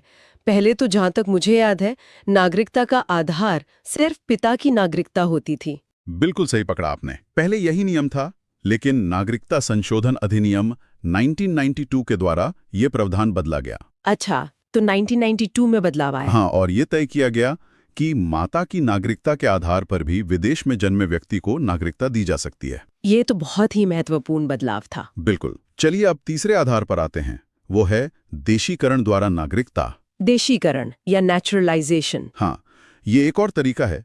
कोई भी विदेशी व्यक्ति जो कुछ शर्तों को पूरा करता है, वो भारत सरकार से देशीकरण का प्रमाण पत्र प्राप्त करके भारत की नागरिकता हासिल कर सकता है। ठीक है, और चौथा तरीका? चौथा तरीका है पंजीकरण द्वारा नागरिकता यानी रजिस्ट्रेशन से। इसमें कौन कौन से लोग आते हैं? इसमें कुछ विशेष वर्ग हैं। जैसे पहला तो ये कि वे व्यक्ति जो पंजीकरण के लिए प्रार्थना पत्र देने की तारीख से कम 6 महीने पहले से भारत में रह रहे हों। सिर्फ 6 महीने? हाँ, उस समय यही था। दूसरा, वे भारतीय जो अविभाज्य भारत से बाहर किसी दूसरे देश में निवास कर रहे हों। तीसरा, वे स्त्रियां जिन्होंने किसी भारतीय से विवाह कर लिया है या भविष्य में विवाह करने वाली हैं। अच्छा। चौथा है भारतीय नागरिकों के नाबालिग बच्चे। ठीक है। और पांचवा, राष्ट्रमंडलीय देशों के वे नागरिक जो भारत में रहते हैं या भारत सरकार की नौकरी कर रहे हों। तो ये सभी लोग आवेदन देकर नागरिकता प्राप्त कर सकते हैं? जी हाँ। और अब आते हैं पांचवें और सबसे सीधे तरीके पर। वो कौन सा है? भूमि विस्तार द्वारा। हाँ, ये तो नाम से ही साफ है। बिल्कुल। अगर भविष्य में किसी नए भूभाग को भारत में शामिल किया जाता है तो उस क्षेत्र में रहने वाले व्यक्तियों को मतलब अपने आप ही भारत की नागरिकता मिल जाती है। ठीक है, तो ये थे 1955 के अधिनियम के मुख्य प्रावधान, लेकिन इनमें बाद में कुछ बदलाव भी तो हुए, खासकर 1986 में। हाँ बिल्कुल, नागरिकता संशोधन अधिनियम 1986 ने कुछ बहुत जरूरी बदलाव किए। क्या थे वो मुख्य संशोधन? पहला संशोधन तो जन्म से नागरिकता वाले नियम में ही किया गया। अच्छा, उसमें क्या बदला? अब ये नियम बना दिया गया कि भारत में जन्मे केवल उसी व्यक्ति को नागरिकता दी जाएगी जिसके माता पिता में से कोई एक भारत का नागरिक हो। तो सिर्फ भारत में जन्म लेना काफी नहीं था अब? नहीं, बिल्कुल नहीं। और दूसरा बड़ा संशोधन था पंजीकरण द्वारा नागरिकता के लिए। जो व्यक्ति पंजीकरण के माध्यम से नागरिकता प्राप्त करना चाहते हैं उनके लिए अब भारत में कम से कम 5 साल तक निवास करना अनिवार्य कर दिया गया। 5 साल? अरे वाह, पहले तो ये अवधि सिर्फ 6 महीने की थी। जी, तो ये एक बड़ा बदलाव था। और ये अधिनियम जम्मू कश्मीर और असम सहित भारत के सभी राज्यों पर लागू होता है। ठीक है, तो हमने नागरिकता पाने के तरीके समझ लिए। अब सिक्के का दूसरा पहलू देखते हैं, मतलब भारतीय नागरिकता का अंत कैसे हो सकता है? हाँ, जिस तरह नागरिकता प्राप्त की जा सकती है उसी तरह इसका अंत भी हो सकता है। और इसके 3 मुख्य तरीके हैं। पहला तरीका क्या है? पहला है नागरिकता का परित्याग करने से, मतलब कोई भी वयस्क भारतीय नागरिक स्वेच्छा से अपनी नागरिकता छोड़ सकता है। अपनी मर्जी से? हाँ, अपनी मर्जी से। और दूसरा? दूसरा है किसी अन्य देश की नागरिकता स्वीकार कर लेने पर। अच्छा, तो अगर कोई भारतीय नागरिक किसी दूसरे देश की नागरिकता ले ले तो उसकी भारतीय नागरिकता अपने आप समाप्त हो जाती है, क्योंकि भारत में दोहरी नागरिकता नहीं है। ये तो बिल्कुल साफ है। और तीसरा तरीका? तीसरा तरीका है सरकार द्वारा नागरिकता छीनने पर। सरकार नागरिकता छीन भी सकती है? हाँ, लेकिन सिर्फ कुछ खास परिस्थितियों में, जैसे अगर कोई व्यक्ति अवैध तरीकों से नागरिकता प्राप्त करता है, मतलब धोखाधड़ी से? बिल्कुल, या फिर संविधान का अनादर करता है, तो भारत सरकार उसकी नागरिकता छीन सकती है। ठीक है, अब यहाँ एक और विशेष बात पर ध्यान देना जरूरी है, जो जम्मू कश्मीर राज्य से संबंधित थी। हाँ, हालांकि अब स्थिति बदल गई है, पर यह समझना जरूरी है। जम्मू कश्मीर के विधानमंडल को राज्य में स्थायी रूप से निवास करने वाले व्यक्तियों को कुछ अधिकार और विशेषाधिकार प्रदान करने की शक्ति दी गई थी। और ये शक्ति किन विषयों के संबंध में थी? इसमें मुख्य रूप से 4 बातें थी। पहला, राज्य के अधीन नियोजन के संबंध में, यानी सरकारी नौकरियां। हाँ। दूसरा, राज्य में अचल संपत्ति के अर्जन के संबंध में, मतलब जमीन जायदाद खरीदना। ठीक है। तीसरा, राज्य में स्थायी रूप से बस जाने के संबंध में। और चौथा, छात्रवृत्तियां या इसी प्रकार की दूसरी सहायता जो राज्य सरकार प्रदान करती है। तो ये सारे अधिकार सिर्फ वहाँ के स्थायी निवासियों के लिए ही थे? जी हाँ, बिल्कुल। ठीक है, तो आज हमने नागरिकता से संबंधित लगभग सभी महत्वपूर्ण प्रावधानों को समझ लिया है। हाँ, नागरिकता कैसे मिलती है, कैसे खत्म हो सकती है और उसमें समय के साथ क्या बदलाव आए हैं, ये सब हमने कवर किया। बहुत बढ़िया। तो हमारी आज की ये चर्चा यहीं समाप्त होती है। अगली कक्षा में हम एक बहुत ही महत्वपूर्ण विषय पर बात शुरू करेंगे। कौन सा विषय? मौलिक अधिकार यानी फंडामेंटल राइट्स। वाह, ये तो संविधान की आत्मा है। इस पर चर्चा में मजा आएगा। तो इस तरह हमने देखा कि मौलिक अधिकार क्या हैं, इन्हें कहां से लिया गया है और इन्हें भारतीय संविधान का मैग्ना कार्टा क्यों कहा जाता है। हमने ये भी समझा कि मूल रूप से 7 मौलिक अधिकार थे, लेकिन संपत्ति के अधिकार को हटा दिए जाने के बाद अब 6 अधिकार बचे हैं। जी। आज हम इन 6 अधिकारों में से पहले अधिकार से अपनी चर्चा शुरू करते हैं, जो है समता या समानता का अधिकार। बिल्कुल, राइट टू इक्वालिटी। इसका वर्णन अनुच्छेद 14 से लेकर 18 तक में किया गया है। चलिए तो फिर सीधे अनुच्छेद 14 को देखते हैं। हाँ।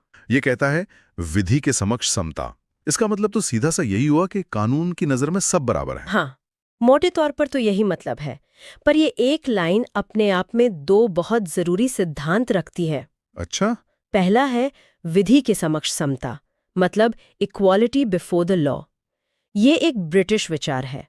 इसका मतलब है कि कोई भी व्यक्ति कानून से ऊपर नहीं है, चाहे वो कोई भी हो। कोई भी हो, प्रधानमंत्री हो या एक आम नागरिक, कानून सबके लिए एक है। ठीक है।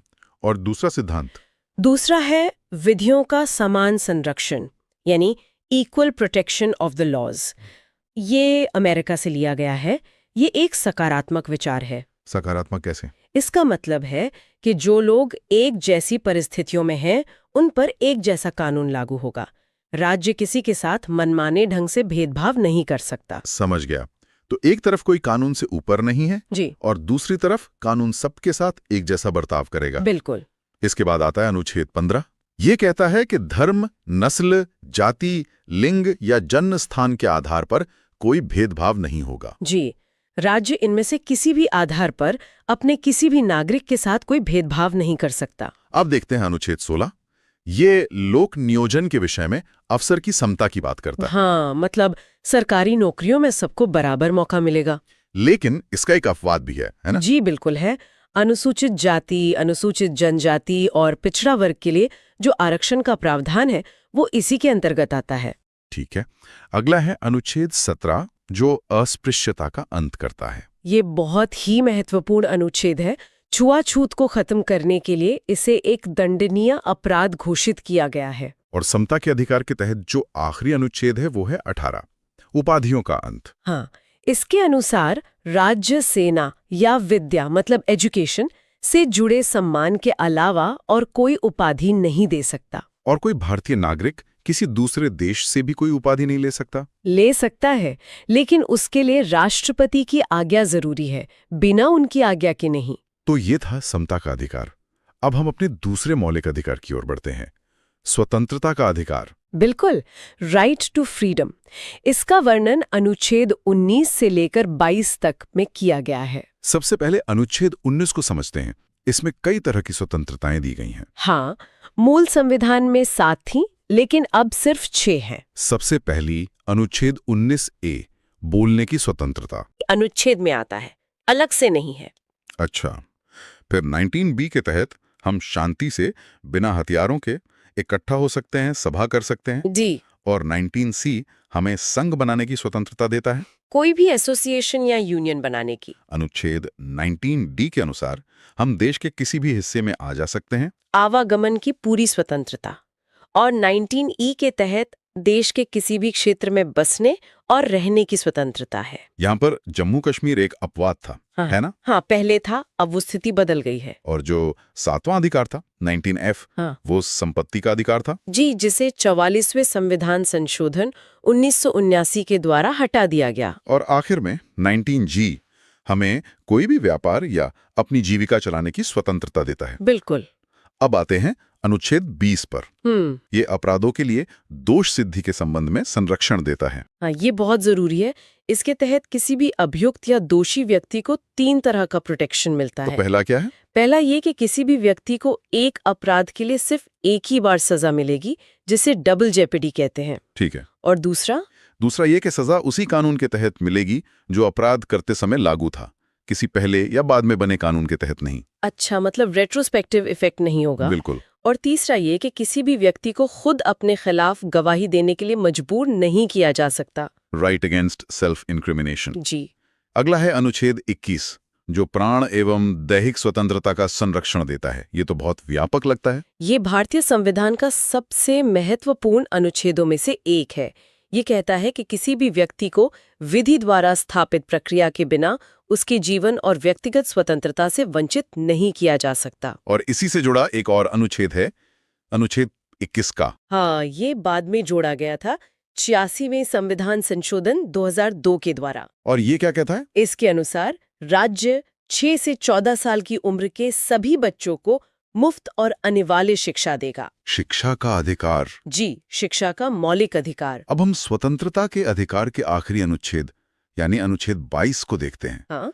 ये गिरफ्तारी और निरोध में संरक्षण की बात करता है। हाँ, अगर किसी व्यक्ति को सामान्य कानून के तहत गिरफ्तार किया गया है तो उसे 3 अधिकार मिलते हैं। कौन कौन से? पहला, उसे अपनी गिरफ्तारी का कारण जानने का अधिकार होगा।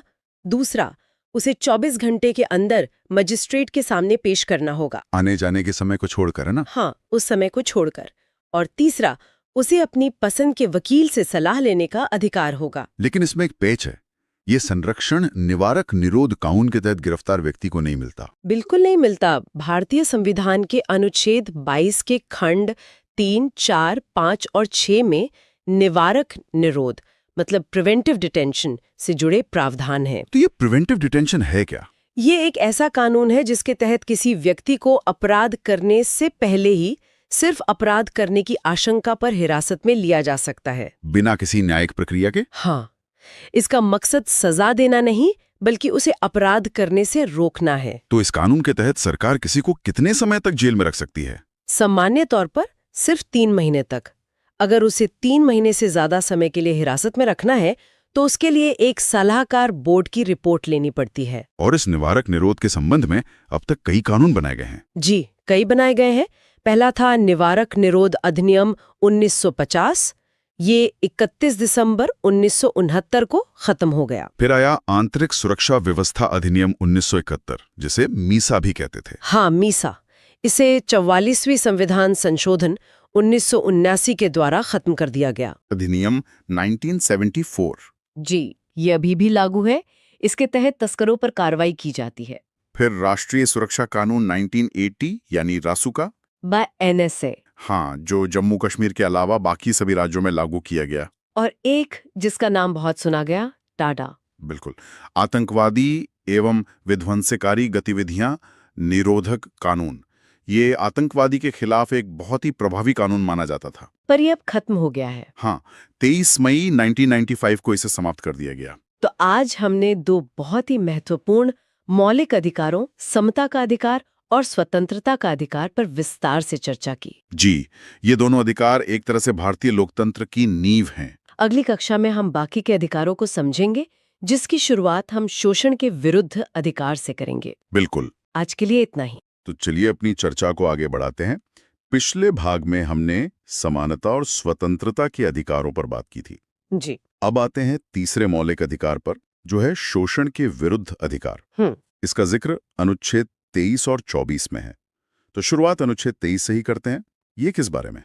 देखिए, अनुच्छेद 23 जो है वो सीधे सीधे मानव के दुर्व्यापार और बलात् श्रम पर रोक लगाता है। दुर्व्यापार और बलात् श्रम, इन शब्दों का मतलब थोड़ा और समझाइए। हाँ, दुर्व्यापार का मतलब है इंसानों की खरीद बिक्री, मतलब ह्यूमन ट्रैफिकिंग। अच्छा। और इसमें बेगारी और इसी तरह का जबरदस्ती लिया गया कोई भी काम, ये सब पूरी तरह से निषिद्ध है, मतलब मना है। और अगर कोई ऐसा करता है तो ये कानून के हिसाब से एक दंडनीय अपराध माना जाएगा। लेकिन इसमें एक महत्वपूर्ण बिंदु भी है ना? क्या राज्य किसी भी तरह की सेवा लागू नहीं कर सकता? हाँ, ये एक बहुत जरूरी बात है। इसमें एक अपवाद है। क्या? कि जरूरत पड़ने पर राज्य किसी से भी राष्ट्रीय सेवा करने के लिए कह सकता है। जैसे कि सेना में भर्ती या कोई और काम? बिल्कुल। लेकिन ऐसा करते समय राज्य नागरिकों के बीच धर्म, मूलवंश, जाति या वर्ग के आधार पर कोई भेदभाव नहीं कर सकता। ठीक है, ये तो हुआ अनुच्छेद 23। अब अनुच्छेद 24। ये तो खास तौर पर बच्चों से जुड़ा है, सही कहा ना मैंने? जी बिल्कुल। अनुच्छेद 24 के अनुसार 14 साल से कम उम्र के किसी भी बच्चे को हाँ, किसी भी बच्चे को कारखानों, खानों या फिर किसी और जोखिम भरे काम पर नहीं लगाया जा सकता। ये तो बाल श्रम पर एक सीधी रोक है। एकदम सीधी रोक। ठीक है, तो ये तो हुआ शोषण के विरुद्ध अधिकार।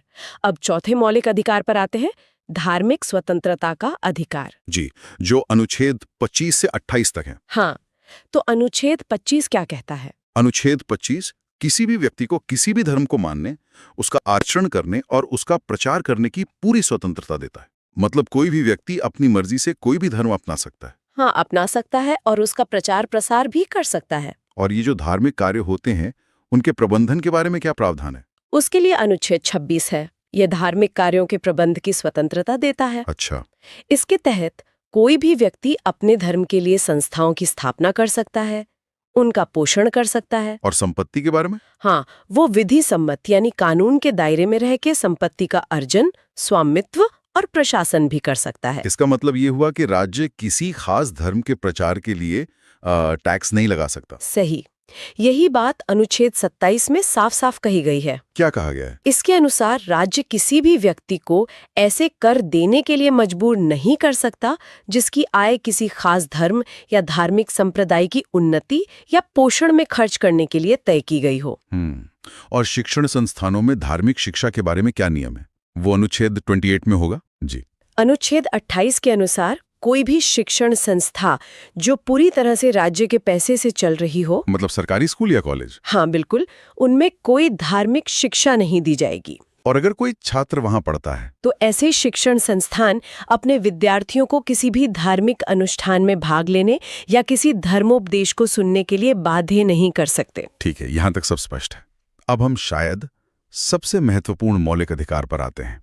छठा अधिकार, संवैधानिक उपचारों का अधिकार। जी, संवैधानिक उपचारों का अधिकार। हाँ, ये अनुच्छेद 32 में है और देखिए डॉक्टर भीमराव अंबेडकर ने इसे संविधान की आत्मा कहा है। संविधान की आत्मा। जी, ये बहुत ज्यादा महत्वपूर्ण है क्योंकि यही वो अधिकार है जो बाकी सभी मौलिक अधिकारों को लागू करवाता है। तो इसके अंतर्गत न्यायालय क्या कदम उठा सकता है? अनुच्छेद 32 के तहत मौलिक अधिकारों को लागू कराने के लिए सुप्रीम कोर्ट कई तरह के समादेश जारी कर सकता है। समादेश? जी, जिन्हें हम रिट कहते हैं।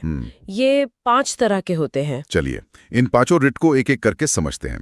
पहला कौन सा है? पहला है बंदी प्रत्यक्षीकरण यानी हेबियस कॉर्पस। Habeas corpus? हाँ, ये उस व्यक्ति की प्रार्थना पर जारी किया जाता है जिसे लगता है कि उसे अवैध रूप से बंदी बनाया गया है। तो कोर्ट क्या करता है? इसके द्वारा न्यायालय बंदी बनाने वाले अधिकारी को आदेश देता है कि वो बंदी बनाए गए व्यक्ति को एक निश्चित जगह और समय पर कोर्ट के सामने पेश करे, ताकि कोर्ट मामले को देख सके। बिल्कुल, जिससे न्यायालय बंदी बनाए जाने के कारणों पर विचार कर सके। अच्छा, और दूसरा रिट कौन सा है? दूसरा है परमादेश, मैंडेमिस।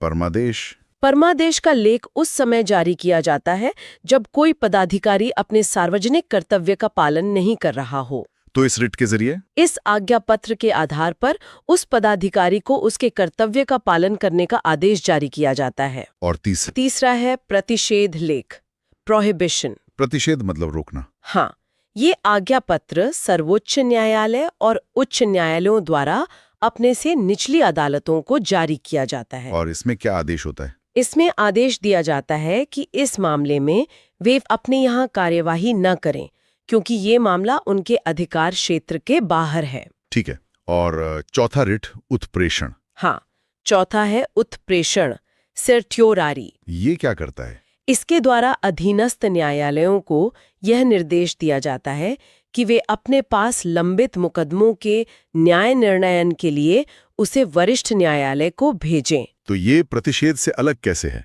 देखिए, प्रतिषेध कार्यवाही को बीच में ही रोकता है, जबकि उत्प्रेषण में मामला वरिष्ठ न्यायालय अपने पास मंगवा लेता है। समझ गया। और अंतिम पांचवा रिट? पांचवा और अंतिम रिट है अधिकार पृच्छा लेख, क्वो वारंटो। अधिकार पृच्छा? जी, जब कोई व्यक्ति ऐसे पदाधिकारी के रूप में काम करने लगता है जिसके रूप में काम करने का उसे कानूनी अधिकार नहीं है। मतलब कोई गलत तरीके से किसी पद पर बैठ गया हो। बिल्कुल।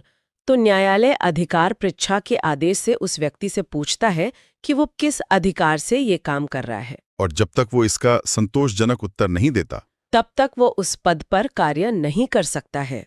तो ये वो 5 शक्तिशाली उपकरण हैं जो अनुच्छेद 32 के तहत सर्वोच्च न्यायालय को दिए गए हैं ताकि नागरिकों के मौलिक अधिकारों की रक्षा हो सके। जी, ये सचमुच संविधान का हृदय और आत्मा है। बिल्कुल। इन उपचारों के बिना मौलिक अधिकार तो बस कागज पर लिखी बातें बनकर रह जाते। सही बात है। अब जब हमने अधिकारों और उनके उपचारों को समझ लिया है तो अगली कक्षा में हम इस बात पर चर्चा करेंगे कि क्या मौलिक अधिकारों में संशोधन किया जा सकता है।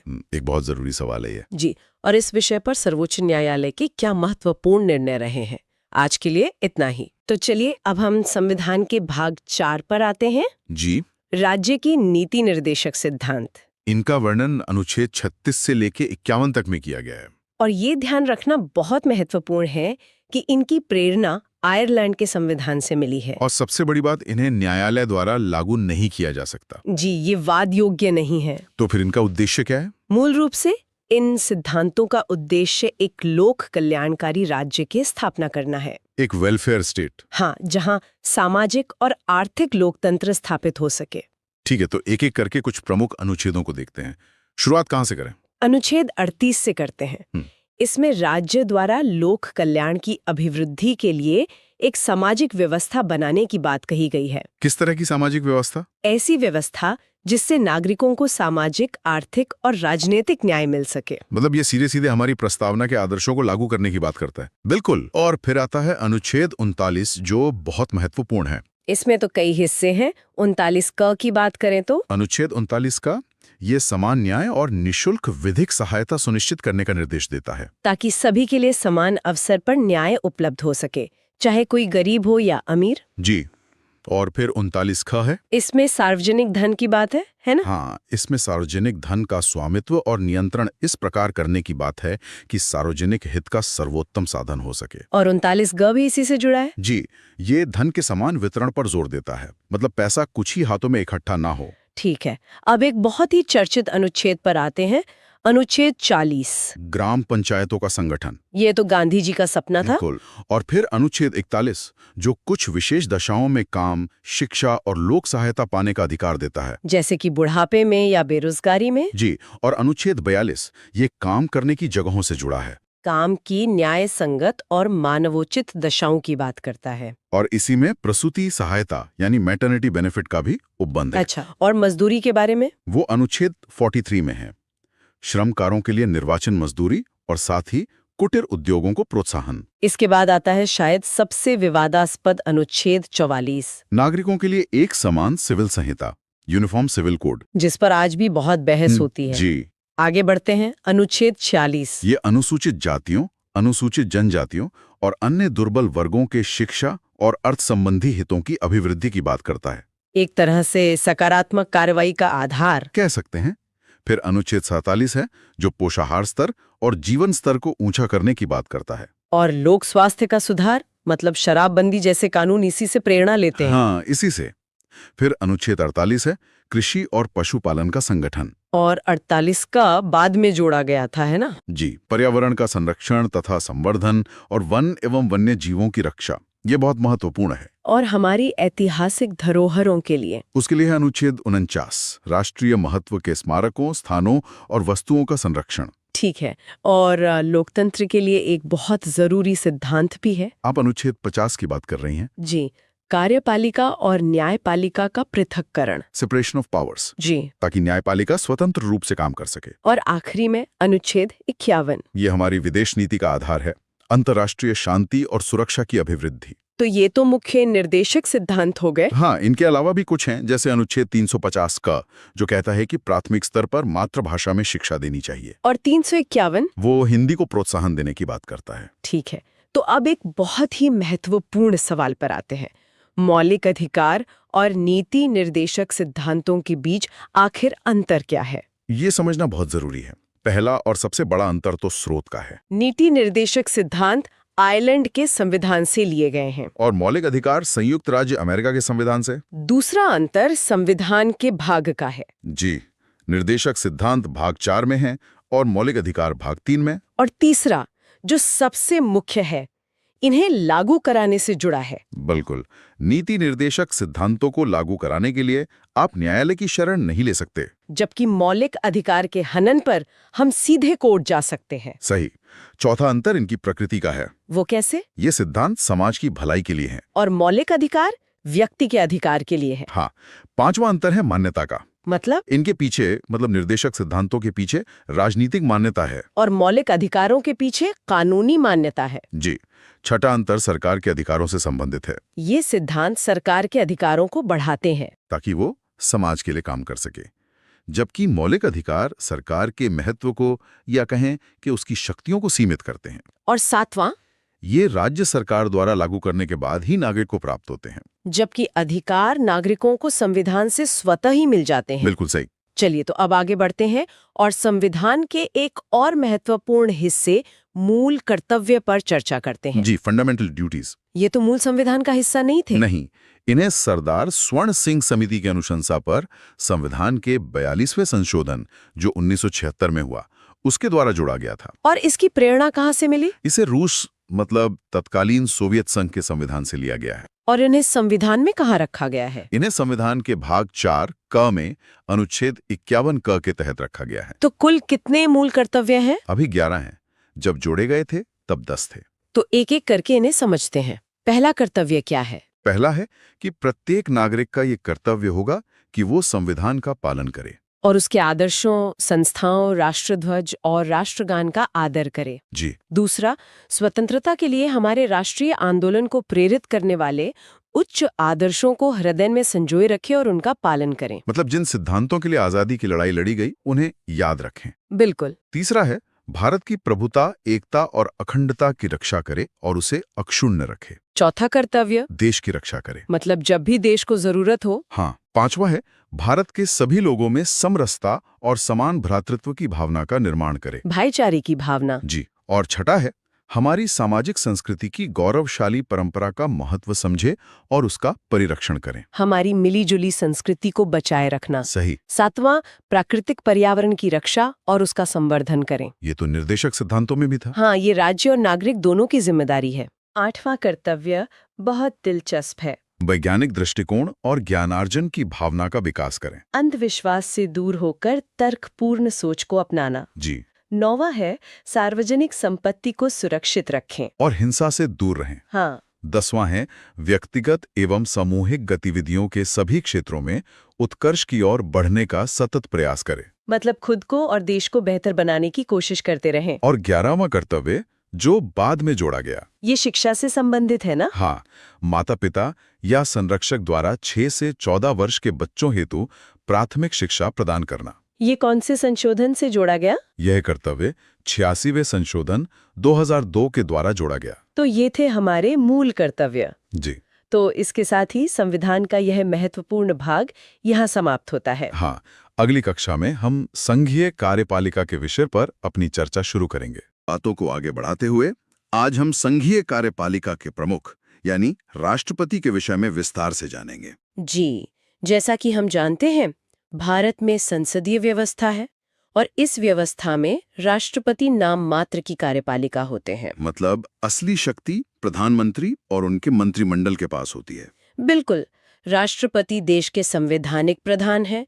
उन्हें भारत का प्रथम नागरिक भी कहा जाता है। तो चलिए सबसे पहले ये समझते हैं कि अगर किसी को राष्ट्रपति बनना हो तो उसके लिए क्या-क्या योग्यताएं होनी चाहिए। देखिए, संविधान के अनुच्छेद 58 में इसकी 4 मुख्य शर्तें दी गई हैं। पहली, कि व्यक्ति भारत का नागरिक हो। ये तो जाहिर सी बात है। हाँ, ये तो होना ही चाहिए। दूसरी, कि वो 35 वर्ष की आयु पूरी कर चुका हो। ठीक है, 35 साल। तीसरी, वो लोकसभा का सदस्य निर्वाचित किए जाने के योग्य हो। अच्छा, यहाँ एक बात है, इसका मतलब ये नहीं है कि उन्हें लोकसभा का सदस्य होना ही चाहिए, बस योग्य होना चाहिए। सही है? एकदम सही, बस योग्यता होनी चाहिए। और चौथी शर्त है कि वो चुनाव के समय किसी लाभ के पद पर ना हो। लाभ का पद, ये थोड़ा समझाएंगे। मतलब वो किसी ऐसी सरकारी नौकरी में ना हो जिससे उनकी निष्पक्षता पर सवाल उठे। पर यहाँ एक दिलचस्प बात है। वो क्या? अगर कोई व्यक्ति पहले से ही राष्ट्रपति, उपराष्ट्रपति, किसी राज्य का राज्यपाल या फिर केंद्र या राज्य में मंत्री है तो उस पद को लाभ का पद नहीं माना जाएगा। ओह अच्छा, तभी मंत्री या राज्यपाल भी चुनाव लड़ पाते हैं। जी हाँ, बिल्कुल। तो ये तो हो गई योग्यता की बात। अब आते हैं निर्वाचन पर। ये तो हम जानते हैं कि आम जनता सीधे वोट नहीं डालती, तो फिर राष्ट्रपति को चुनता कौन है? राष्ट्रपति का चुनाव एक निर्वाचक मंडल करता है, एक इलेक्टोरल कॉलेज। और इस कॉलेज में कौन कौन होता है? इसमें राज्यसभा, लोकसभा और सभी राज्यों की विधानसभाओं के सिर्फ निर्वाचित सदस्य होते हैं। सिर्फ निर्वाचित सदस्य? मतलब जो मनोनीत सदस्य होते हैं, जैसे राज्यसभा में 12 सदस्य, वो वोट नहीं करते? नहीं, वो इस चुनाव में भाग नहीं लेते। और अब तो एक नई व्यवस्था के तहत पुदुचेरी और दिल्ली विधानसभा के निर्वाचित सदस्यों को भी इसमें शामिल कर लिया गया है। ठीक है।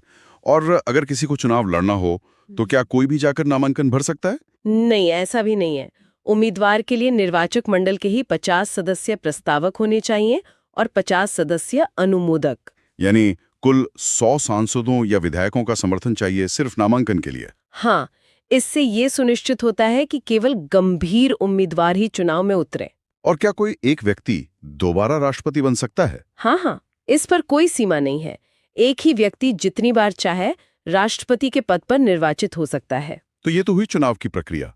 अब मान लीजिए कि राष्ट्रपति को उनके पद से हटाना हो, तो क्या इसका भी कोई प्रावधान है? जी है, और ये प्रक्रिया बहुत बहुत कठिन बनाई गई है। इसे महाभियोग या इम्पीचमेंट कहते हैं।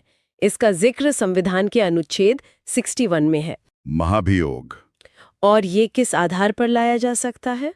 इसका सिर्फ एक ही आधार है, संविधान का अतिक्रमण, यानी संविधान का उल्लंघन करने पर। लेकिन संविधान का अतिक्रमण तो बहुत मतलब स्पष्ट नहीं है। इसे कौन तय करेगा? सही सवाल है। इसकी कोई साफ परिभाषा नहीं है। ये तय करने का अधिकार संसद को ही दिया गया है।